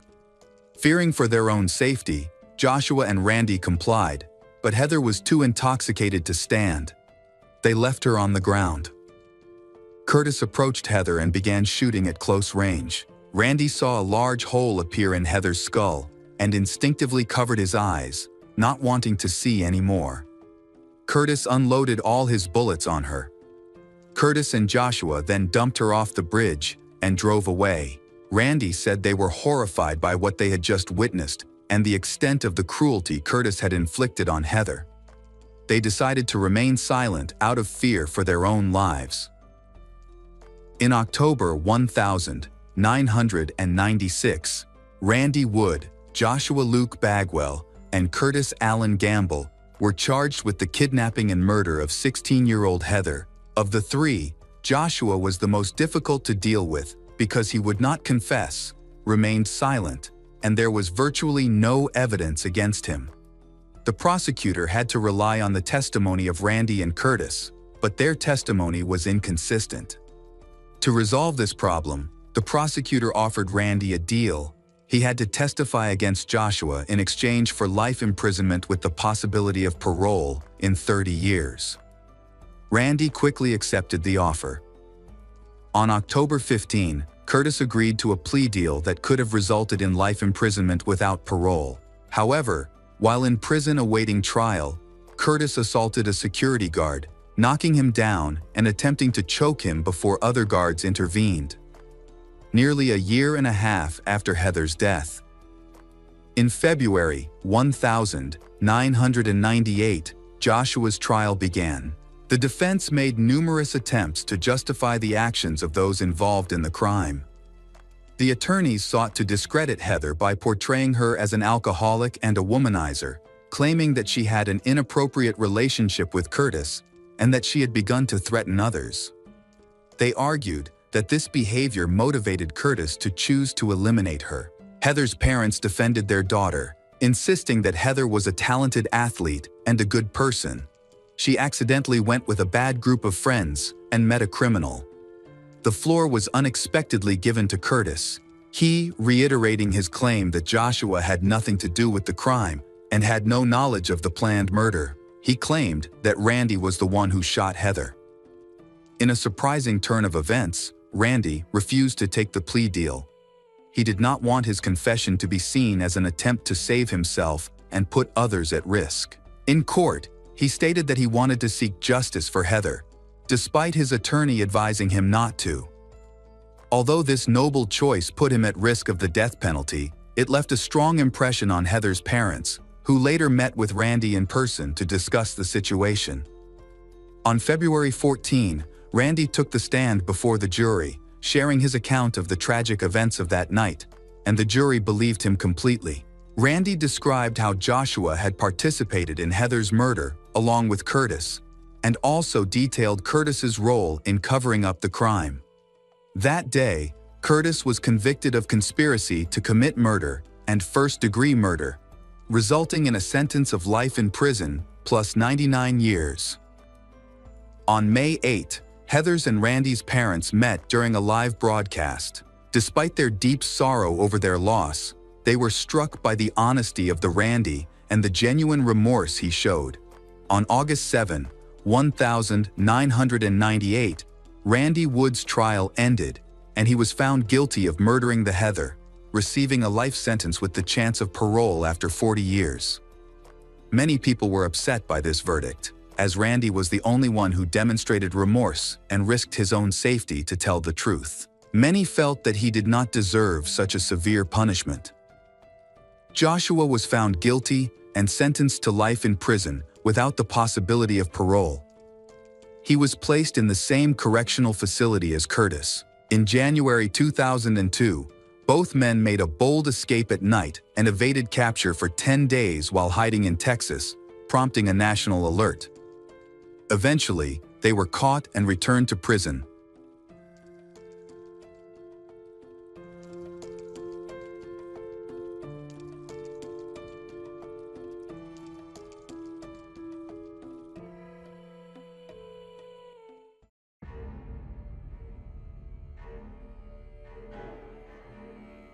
Hello friends. Welcome to our channel. Today, we're going to take a look at another horrible case with you. The case of Eve Stratford.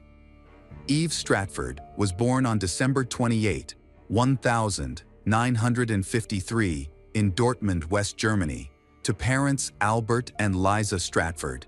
Her mother was German, while her father was a British doctor who met in the 194 Eros. The family traveled the world, eventually settling in Aldershot, a small town in southeast England. Her younger brother was also born there.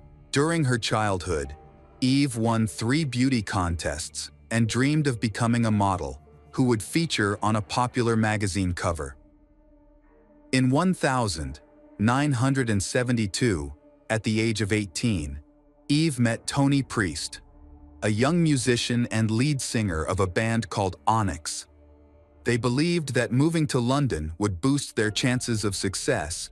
In 1973, Eve, Tony, and 3 other band members relocated to Leighton in East London. They rented a 4-bedroom flat and lived together. Due to their limited finances, they struggled to make ends meet and slept on old mattresses on the floor instead of beds. Eve Stratford had the ambition to succeed in the modeling industry. Shortly after moving to London, she found a job at the Playboy Club in Park Lane, thanks to a friend's recommendation. She quickly became popular with the club's wealthy clientele, which included millionaires, politicians, celebrities, and even individuals in the criminal underworld. She also became a favorite of the club's owner, Victor Oberlans. All the waitresses at the club wore velvet and bow ties to serve the most prestigious guests in London.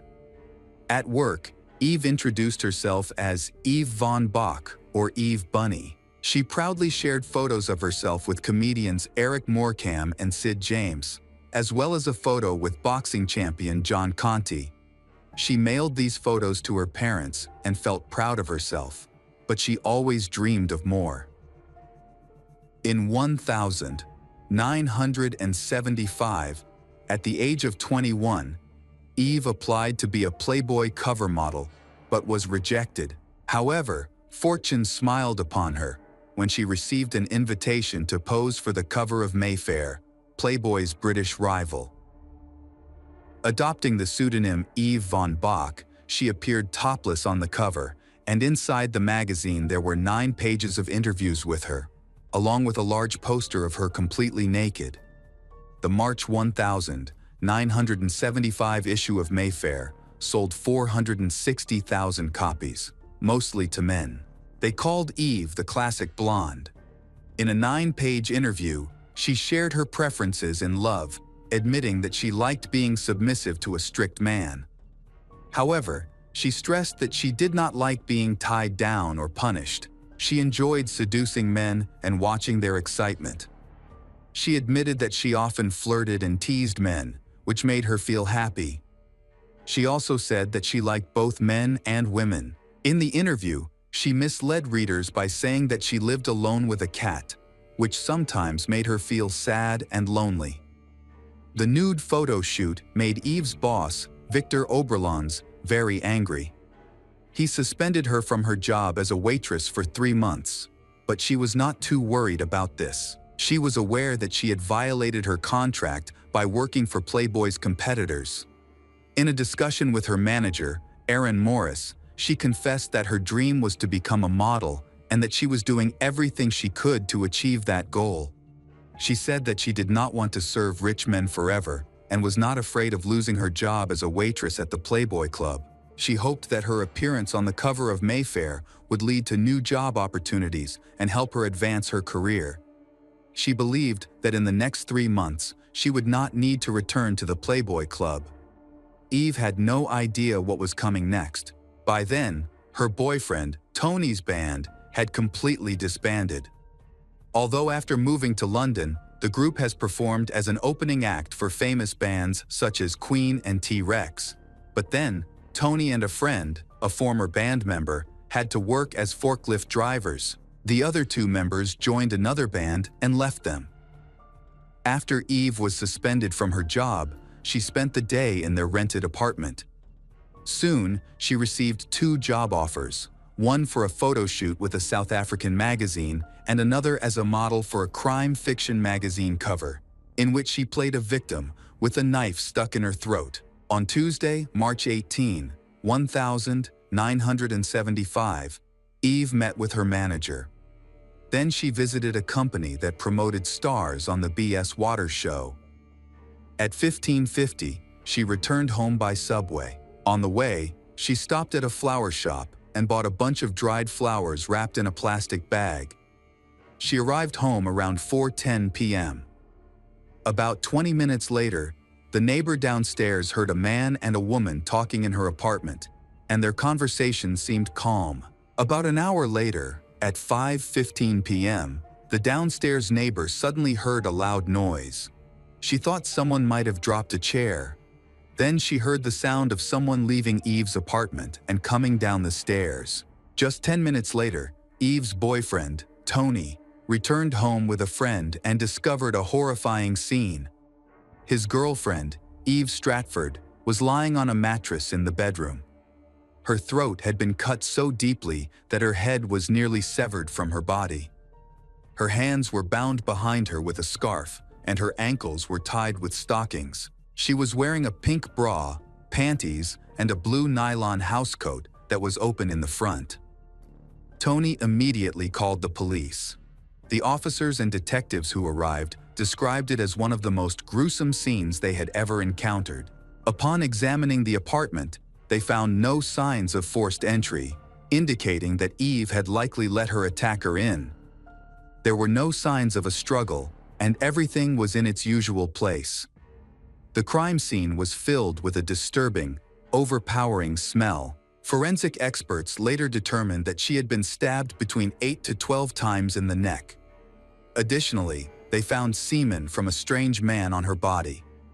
Police thoroughly searched the area around the house, including gardens, garbage bins, and drains, looking for evidence, but they did not find the murder weapon. The only thing they found was a torn magazine lying on the grass, with a picture of Eve on the cover. Detectives believe that the killer saw her picture in the magazine, found her address, and followed her to commit the terrible acts. Witnesses confirmed that Eve was walking alone from the metro station to her apartment, with the last person to see her being a neighbor. She was wearing a small hat and carrying a bag of dried flowers. The bouquet was found inside the apartment, near the front door.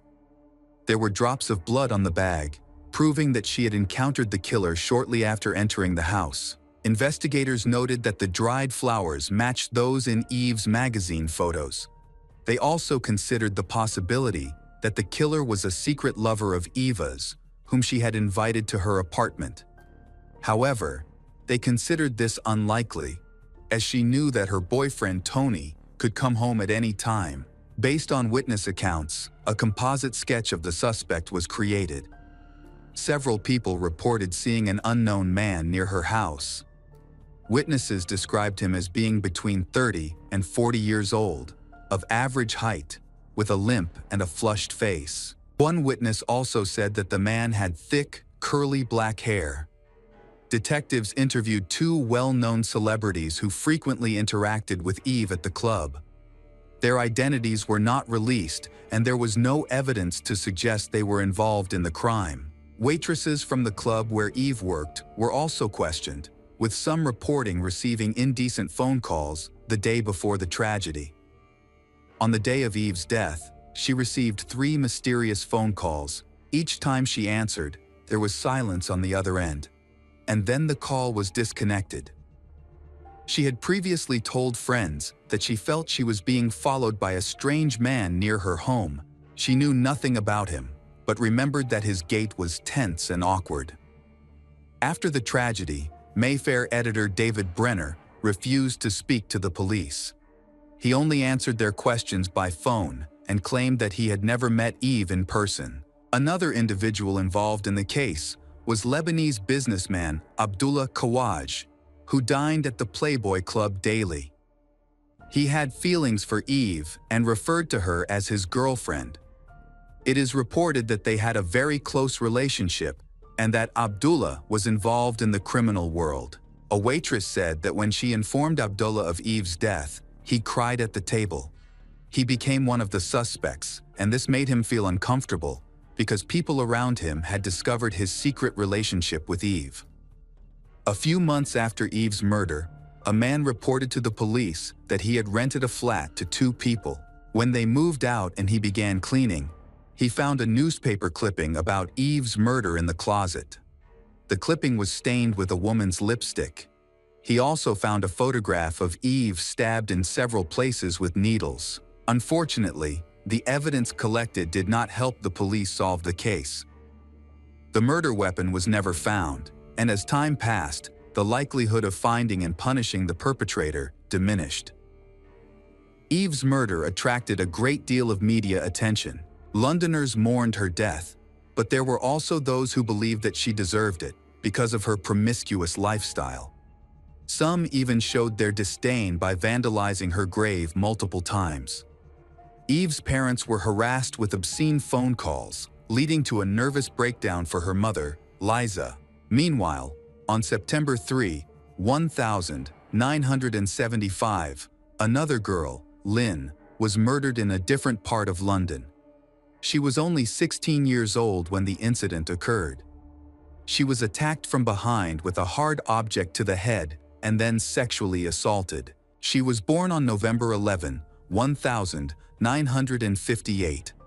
She was a good, diligent girl who had just graduated from high school and was planning to go to college to become a secretary.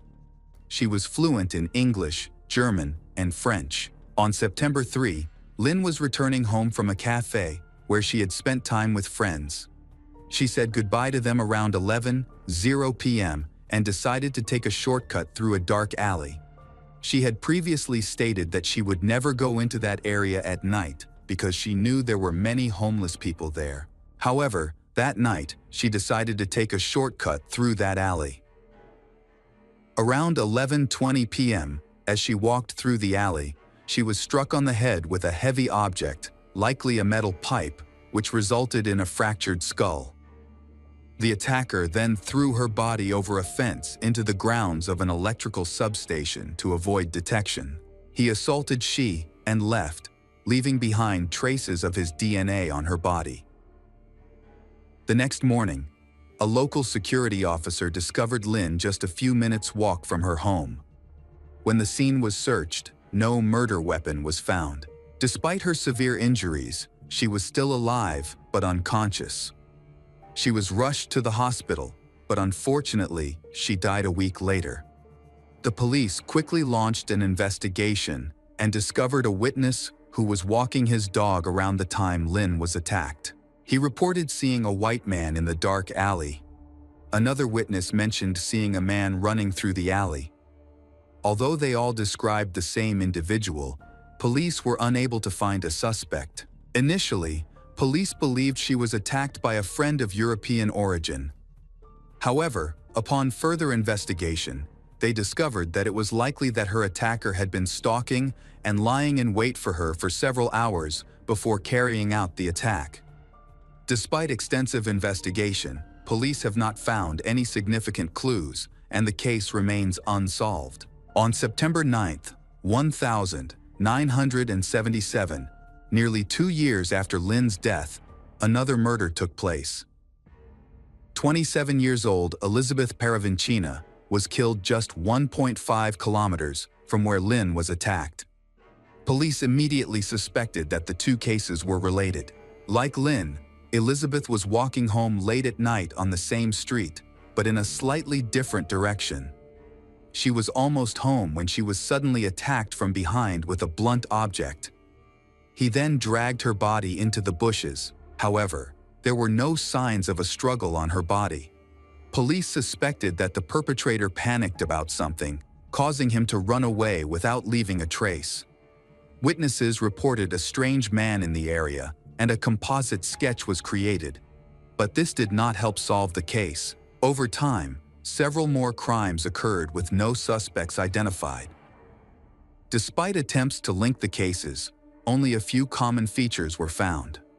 By 2004, With the advancement of science and DNA testing, Eve's case was linked to Lynn's. The DNA from sperm found in both victims was identical, indicating they were attacked by the same man, 6 months apart. Police now believe that both murders were committed by a serial killer who remains at large because his DNA is not in prison databases. The investigations into the cases of Eve and Lynn have been reopened. Police collected DNA samples from all suspects, including those who are deceased.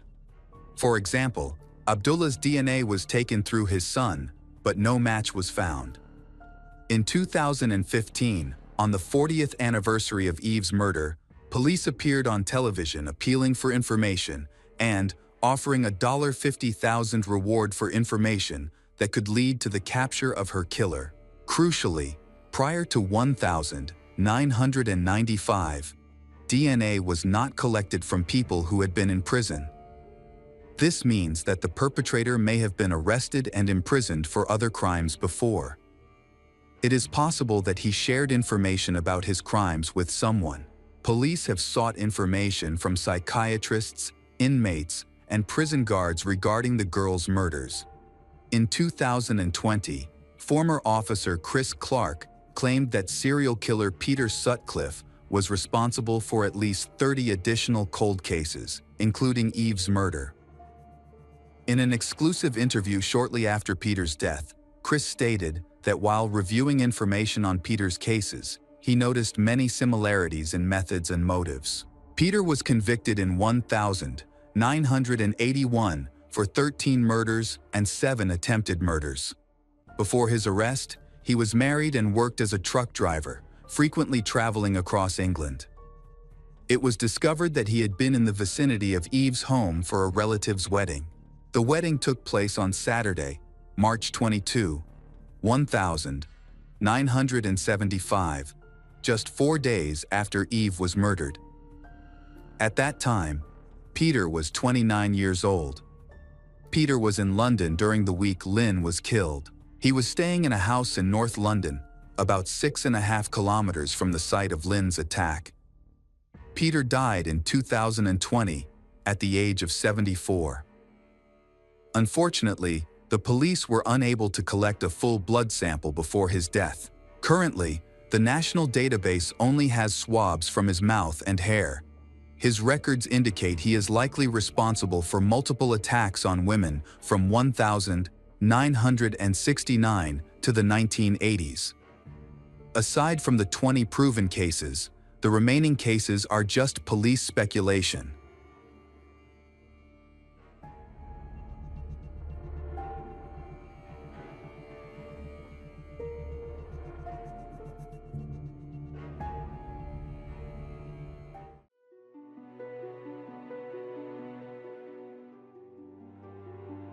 Welcome back, detectives.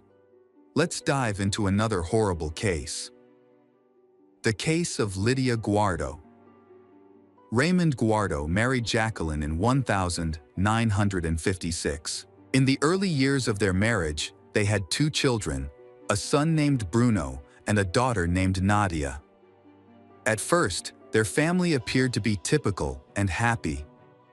However, after Nadia's birth, Raymond was convicted of armed robbery and sentenced to 5 years in prison. While Raymond was in prison, his wife Jacqueline began an affair with another man and became pregnant. When she was allowed to visit him in prison, she informed him that the child was not his. Despite this, he tolerated his wife's infidelity and expressed his desire to adopt the child. Soon, on November 13, 1960, the girl was born, named Lydia Guardo. Years later, Raymond was released from prison, but his relationship with his wife Jacqueline has worsened. She was left alone to care for their 3 children and seemed to have little affection for them. So she decided to send her children to an orphanage, and soon after, her children were adopted by a family. Fortunately, the children were placed with a loving family that provided them with everything they needed to begin a new chapter in their lives. With this support, Bruno, the oldest child, always held onto the hope that his biological parents would come for him and his younger sisters. He even encouraged his sisters to believe that this would happen one day. While still in prison, Raymond saw an advertisement in the newspaper for a woman named Lucienne Ulpat, who was seeking a pen pal. After his release, he found Lucienne and soon married her. Following the marriage, he became determined to reclaim his children by any means. One night, he took a gun and broke into the home of the family that was taking care of his children. The noise frightened the girls. Nadia didn't remember what her father, Raymond, looked like, and Lydia had never seen him before. They thought he might be a kidnapper and were worried that they might be in danger. Raymond successfully took the children from their foster family and placed them in his car, despite their threats to call the police. After several hours of driving, he brought the children to his home, where he introduced them to Lucienne, telling them that she was their new mother and that they would need to follow her rules. During the first years of living together, everything seemed quite stable, at least judging by family photos from the time. The family moved to a new house in a quiet neighborhood. Raymond received a cash allowance and started his own business, which focused on instant postcard printing and various office tasks. Lucienne occasionally worked in his company, but primarily handled office work. However, as time passed, the family's life began to change dramatically. The children suffered abuse from their father, Raymond, and stepmother, Lucienne. Lydia's first memory from this period was witnessing Raymond beat Bruno for playing with a neighbor's child. When Raymond and Lucienne went to work, they hired young girls to care for the children. Upon returning home, he would pressure these girls to drink alcohol with him. On one occasion, he even attempted to persuade one of the girls to have sex, but she managed to escape.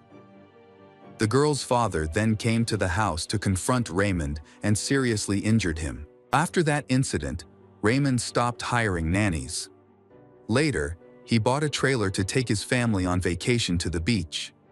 Once they arrived, they spent time swimming and relaxing like other vacationers. However, an unsettling event occurred. While in the water, Raymond approached his daughter, Nadia, and pressed her against him inappropriately. She struggled to escape his grip, but this only made things worse. From that point on, she became the target of Raymond's abuse. Lydia recalls one day, she heard Nadia's cries coming from the trailer.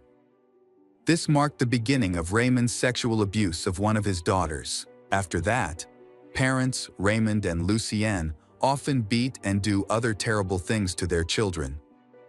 Bruno and Nadia stopped going to elementary school, while Lydia, who had never been to school, faced severe mistreatment. This may have been because she was not Raymond's biological daughter. A few years later, around 1971, when Lydia was over 8 years old, the bullying began to get worse.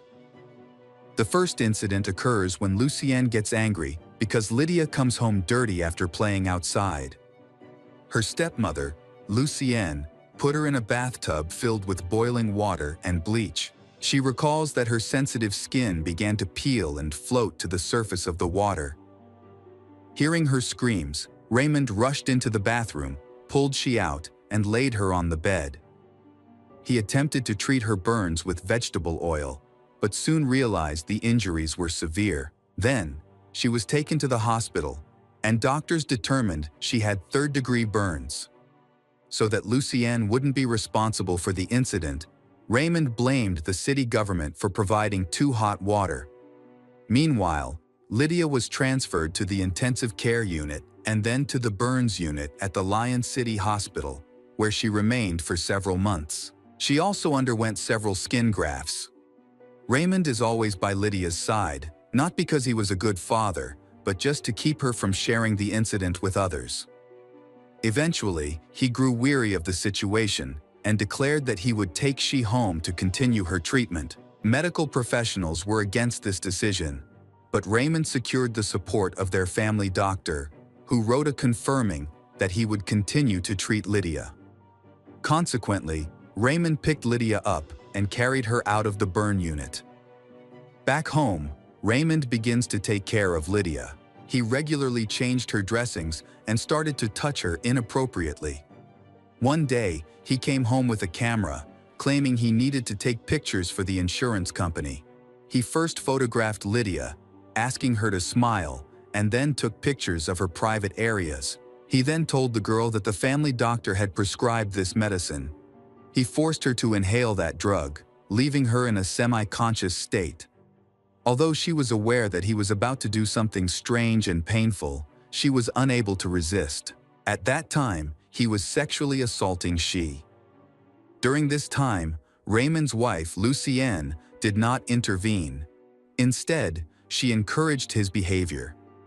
For 9 years, Lydia came to see what was happening as normal. She believed her father, Raymond, loved her, which led her to think there was nothing wrong with his actions. Years later, in an interview with a French television show, Lydia explained how Raymond justified his horrific actions. He told his children that he was doing this for their well-being. He also claimed that, as their father, he had the right to do so. In 1975, the Guardo family moved to the village of Coulombe, about 40 kilometers from Paris. At their new home, Raymond and Lucienne continued to abuse their children. The teenagers still did not attend school and had very little contact with the outside world. After returning to work, Raymond managed to get permission to park his printing van at a shopping center. To attract attention, he displayed photos of Lydia's burned legs on the van. Next to the photos, there were posters announcing that Lydia's injuries were due to the negligence of the authorities, and that they had yet to compensate her. Thus, he created the image of a father, calling for public attention and justice. When he felt that the photos alone weren't enough, Raymond forced Lydia to accompany him so that people could see her scars. He used the sympathy of bystanders to sell his goods and make money. Bruno was the first to try to stop the abuse from Raymond and Lucienne. Before that, Bruno, Nadia, and Lydia tried to escape, but they were caught and punished. Despite this, Bruno, who had suffered years of physical abuse, eventually managed to escape. According to some sources, Bruno contacted the authorities to report his family's problem. However, the authorities did not take his claims seriously. Meanwhile, his younger sisters, Nadia and Lydia, continued to suffer from Raymond's behavior. As they grew older, their bodies began to change.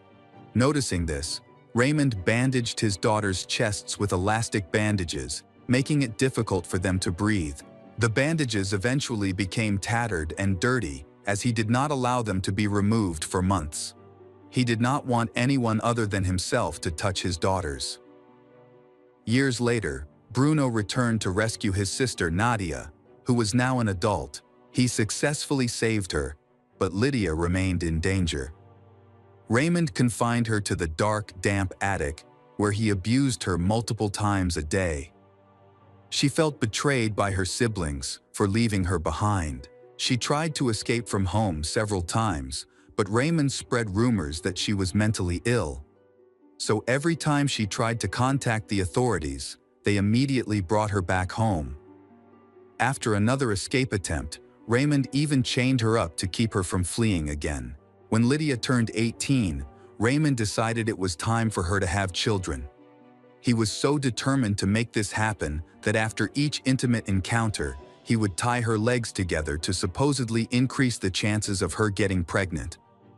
At 19, she became pregnant for the first time, and for almost the entire 9 months of her pregnancy, she was kept on a leash. This was to prevent her from having an abortion.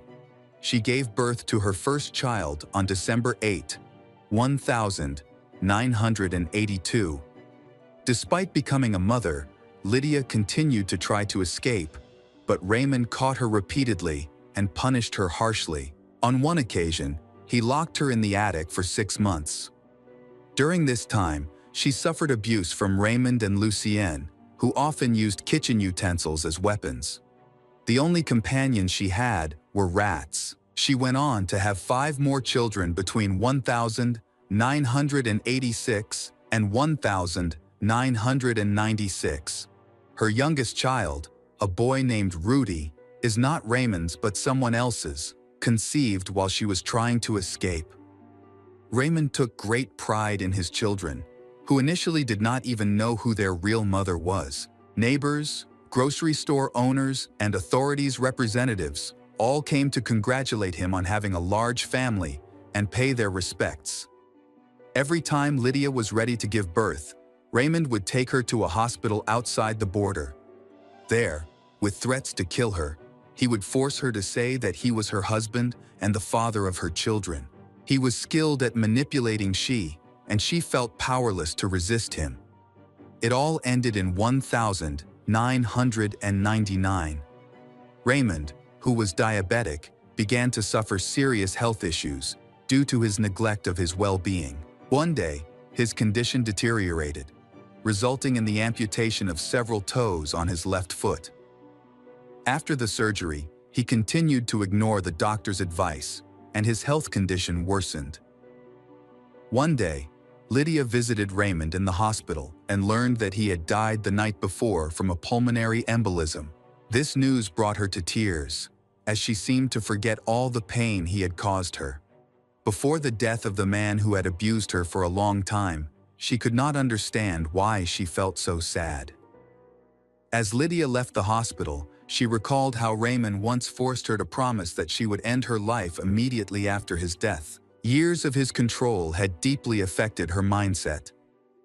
She walked to the nearest bridge and, in a moment of despair, jumped into the river. After she fell, she lost consciousness. Then, rescuers had pulled her from the water. In that moment, she realized that the horrors of her past were finally behind her.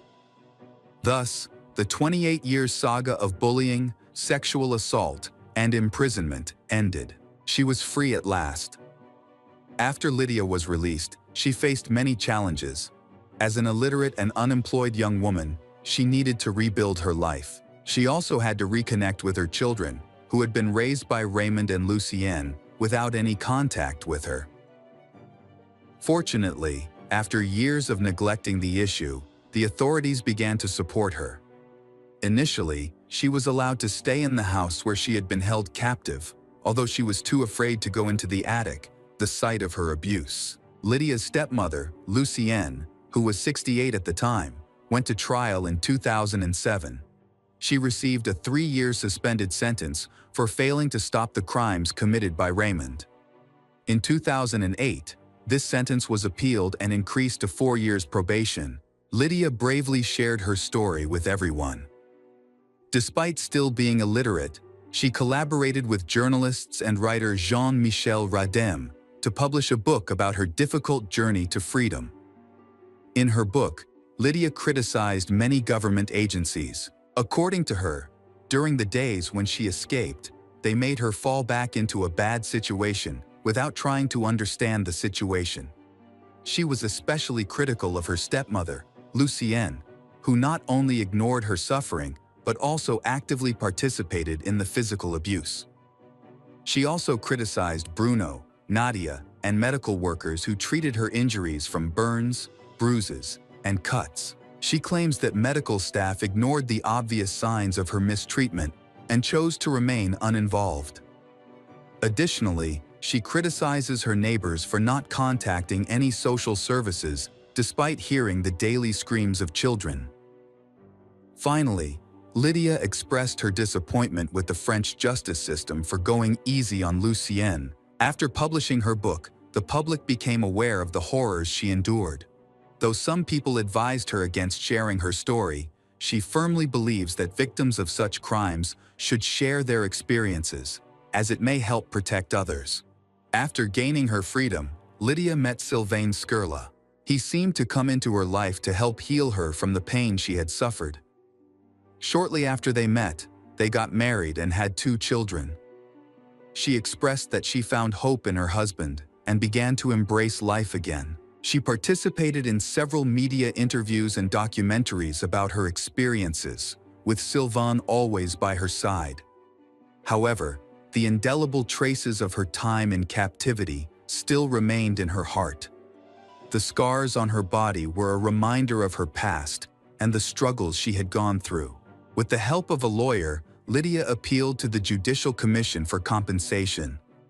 In her appeal, she detailed the torture and abuse she endured from Raymond and Lucienne, as well as her lack of access to education, which hindered her ability to find work. Additionally, she was not registered in the Social Security system because she could not write, preventing her from completing necessary forms. She also mentioned that burns she suffered as a child resulted in a degree of disability. Therefore, it was essential for Lydia to achieve several goals. First, to have her status as a victim recognized. Second, to receive financial assistance from the state to buy a home, ensuring she would never return to the place where she was tortured. On November 16, 2009, the Victims' Compensation Commission awarded Lydia over $100,000 in compensation. Her children, whom she had with Raymond, also received financial support. It was reported that they all found stable jobs, rebuilt their lives, and started their own families. Now, at 61 years old, Lydia has had a long and challenging journey to achieve a happy life. She needed specialized treatment for her emotional and physical scars for many years. However, with Sylvain's support, she was able to begin again. Despite everything she has gone through, she remains a strong and cheerful woman. Later, Lydia re-established communication with Bruno and Nadia. However, she admits that she still feels anger towards Bruno for not taking her with him.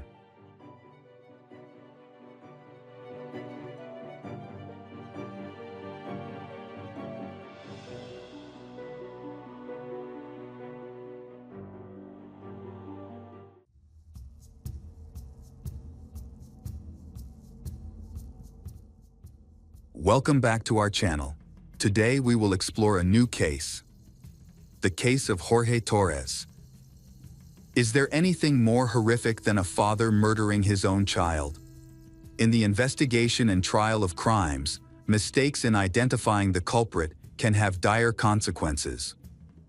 One of the most heartbreaking situations is when an innocent person is wrongfully punished while the real culprit continues to be at large. This was on Mother's Day, when 8-year-old Laura Hobbs and her best friend, 9-year-old Crystal Tobias, decided to go for a short bike ride. They were expected to return within an hour, but vanished without a trace. Family members spent nearly the entire night looking for them. In the early morning, Laura's father, Jerry Hobbs, found her bike while climbing the hill, but Laura was still missing. The search for she and her friend continued.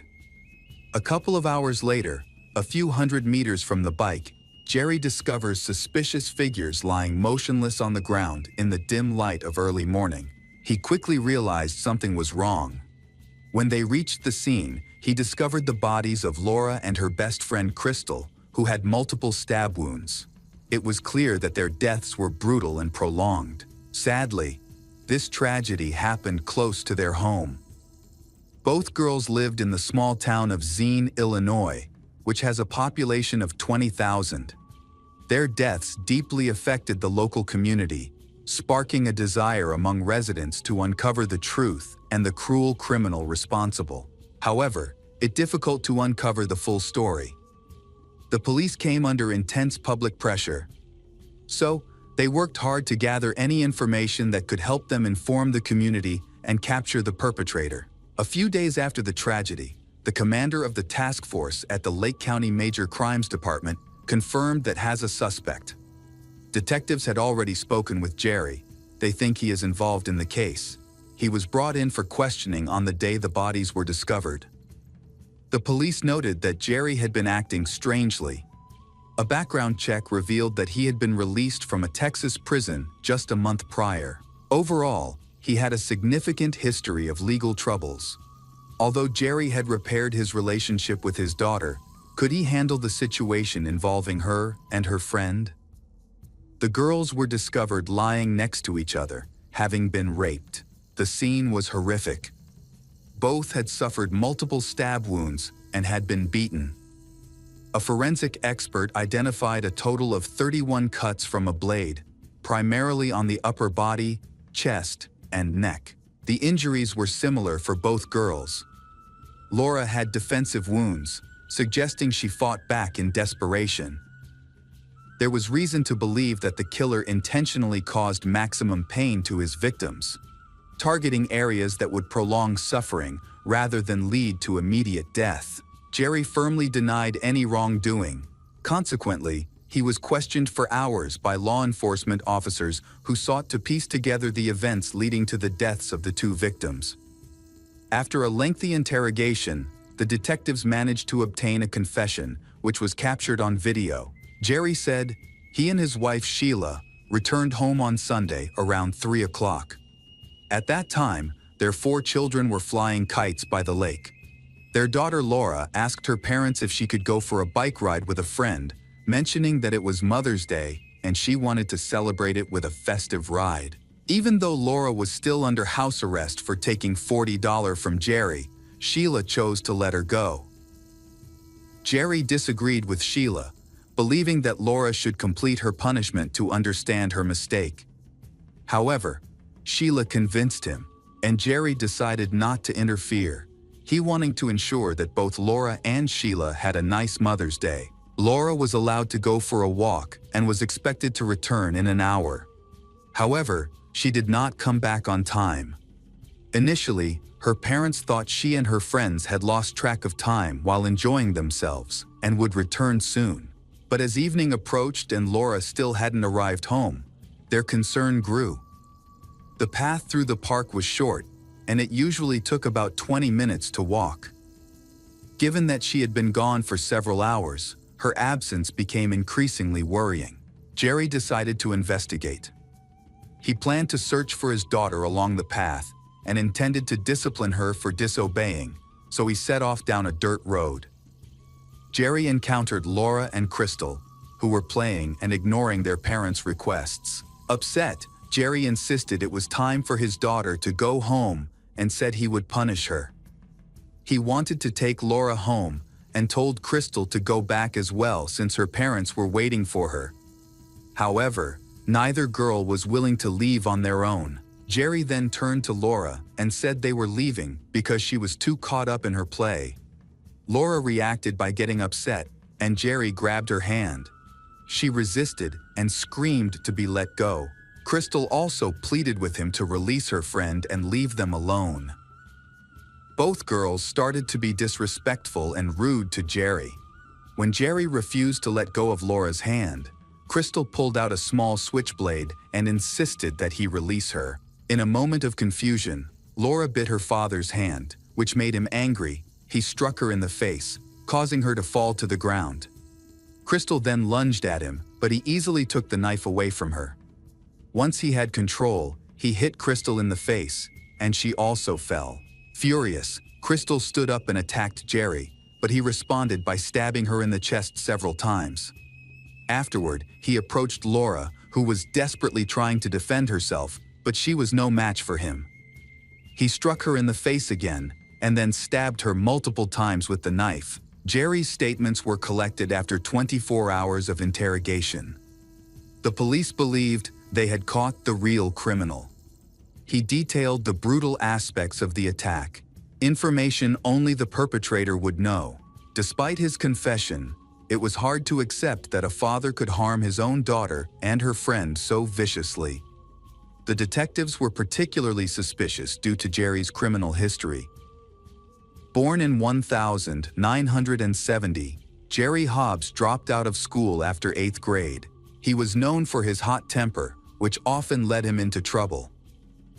His criminal career began soon after school, with significant offenses occurring in 1990, when he first served several months in a Texas state prison.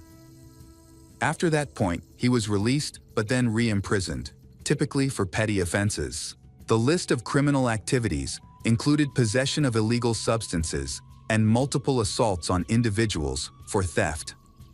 There were serious underlying issues that contributed to these crimes. In August 2001, Jerry attacked his wife while they were living in a trailer. The situation escalated into physical violence.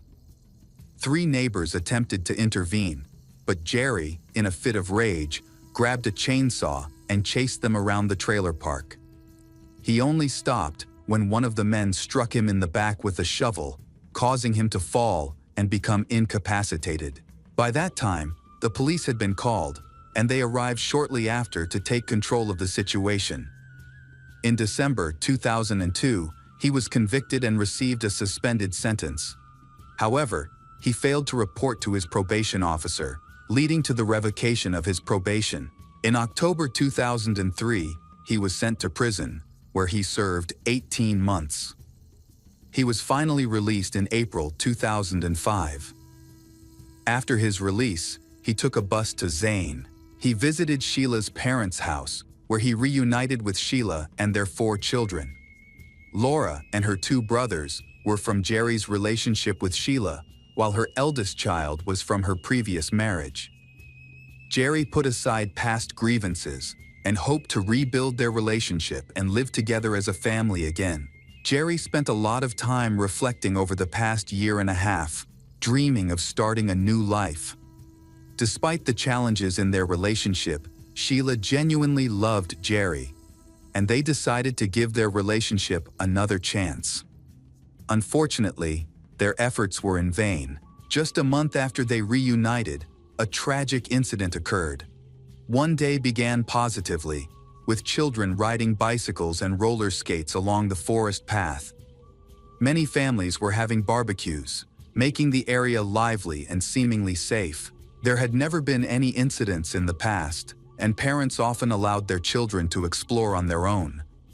It was puzzling that no one seemed to have heard anything. There were no witnesses to the double murder. After Jerry confessed, the police arrested him, and he was held in custody without bail for over 2 years while the prosecution prepared for trial. During the investigation, several strange inconsistencies came to light. Investigative agency found it hard to believe that the 8- and 9-year-old girls had a knife and attacked him, prompting him to fight back and ultimately kill them in a moment of anger.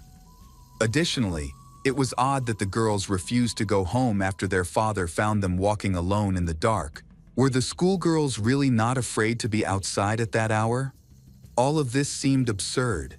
In his confession, Jerry did not mention anything about rape, even though the girls had experienced sexual violence at the crime scene. Forensic evidence later uncovered more details about the terrible events that occurred that day. Scientists found male DNA samples, but these did not match Jerry. Instead, they belonged to an unidentified man. Despite this evidence, investigators proposed their own explanation. However, they did not explain how male DNA could be found on the girls, making their reasoning seem even more questionable. The charges indicate that it was a serious case.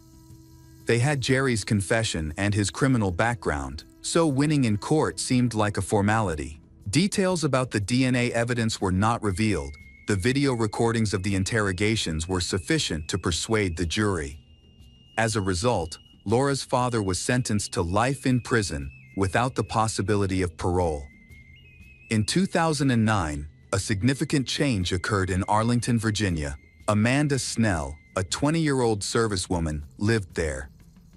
On July 13, 2009, she failed to report for her shift at Fort Myer, raising concerns among her supervisors. Amanda was typically responsible and committed to her career, so not showing up for duty without notice was out of character for her. To check on her well-being, management sent several colleagues to her dormitory. They knocked on her door, rang the doorbell, and attempted to reach her by phone, but received no response. When they found her door unlocked, they entered the room. The first alarming sign was that her wallet and ID were untouched. The military quickly discovered blood and signs of a robbery in the bedroom. Amanda's body was found in the closet. She had been severely beaten, and a cord from a household appliance was still tied around her neck, with a pillowcase over her head. Investigators determined that she had died about 2 days before her body was discovered. Numerous pieces of evidence were collected from the crime scene, including a sample of the pillowcase. The police noted that her laptop, phone, and bed sheets were missing, and they found several footprints in the room, suggesting that another person had been present. Since the base was secured against outsiders, this indicated that the perpetrator likely lived or worked there. Forensic experts identified the shoe prints as Nike Air Force One, which were very popular on the base at the time, providing no leads for the police in their search for the suspect. Months went by. On February 27, 2010, another attack occurred just 5 kilometers from Amanda's workplace in Arlington. In the early hours of the morning, 2 female postgraduate students were returning from dinner when a man confronted them at the entrance of their building.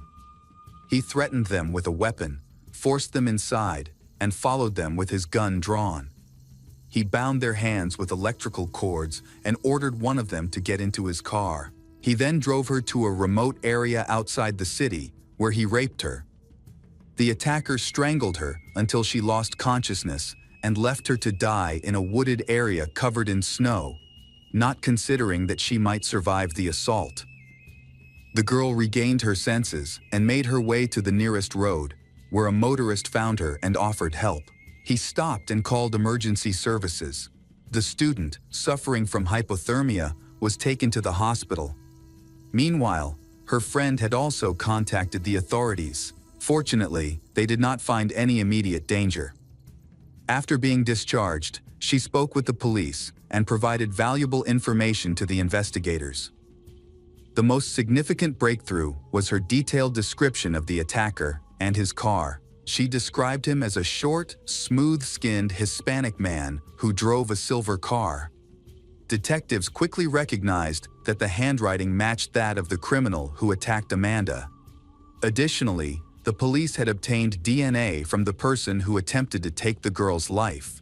That her miraculous rescue would set off a series of events that would significantly impact many lives.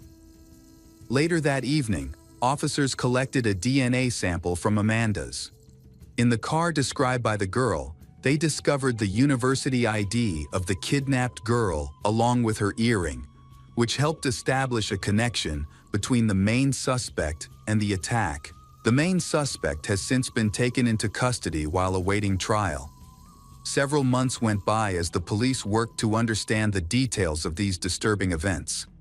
Eventually, the DNA sample was analyzed and matched with the National Criminal Database. Law enforcement officials were taken aback by an unexpected discovery. The DNA found on the bodies of Laura and Crystal, who were murdered in 2005 in Zane, matched that of this suspect. At the time of the girls' murders, the suspect, Jorge Torres, was just 16 years old and lived in Zane. The police were further shocked to find out that he was a friend of Crystal's older brother.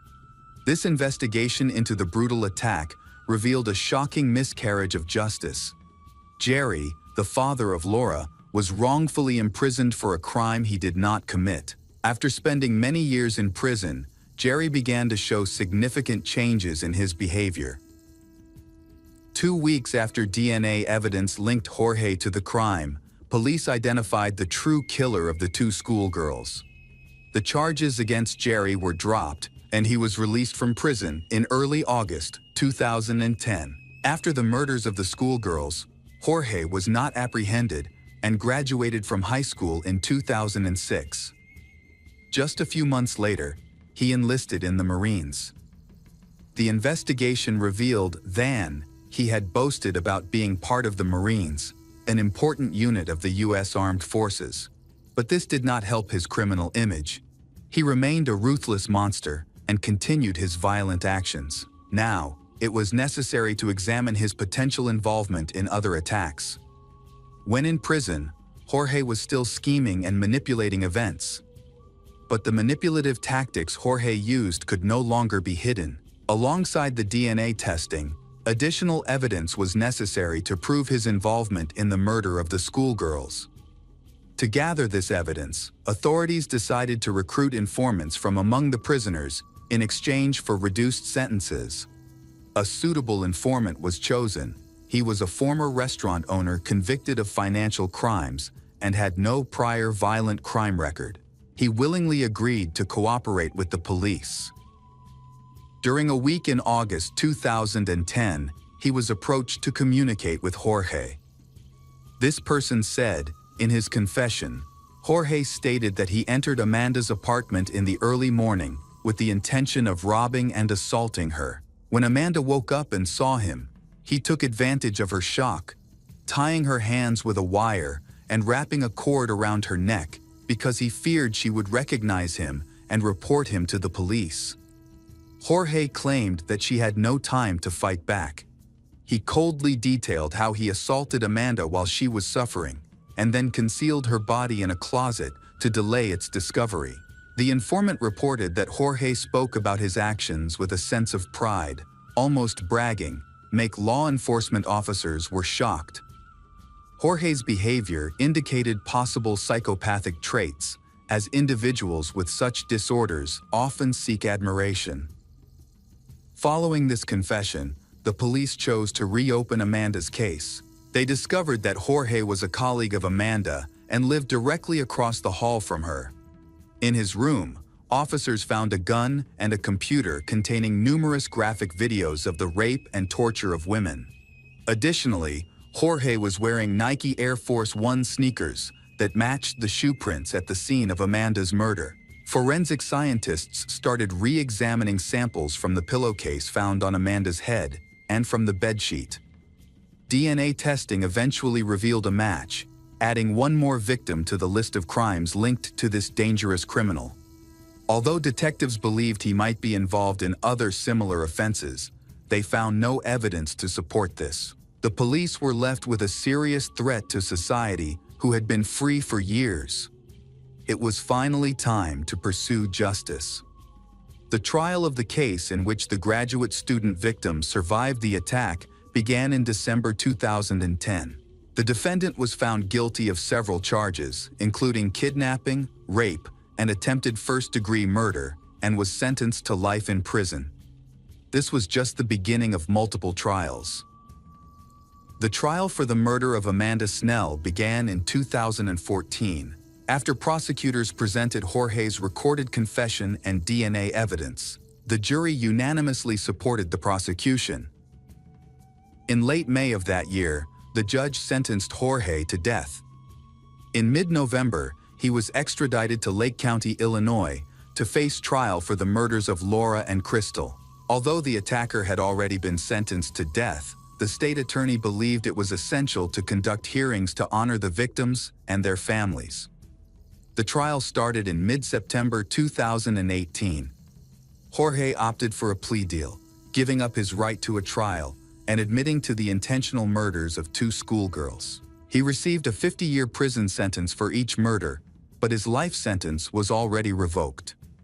He returned to a Virginia prison to await the death penalty while his appeals were under review.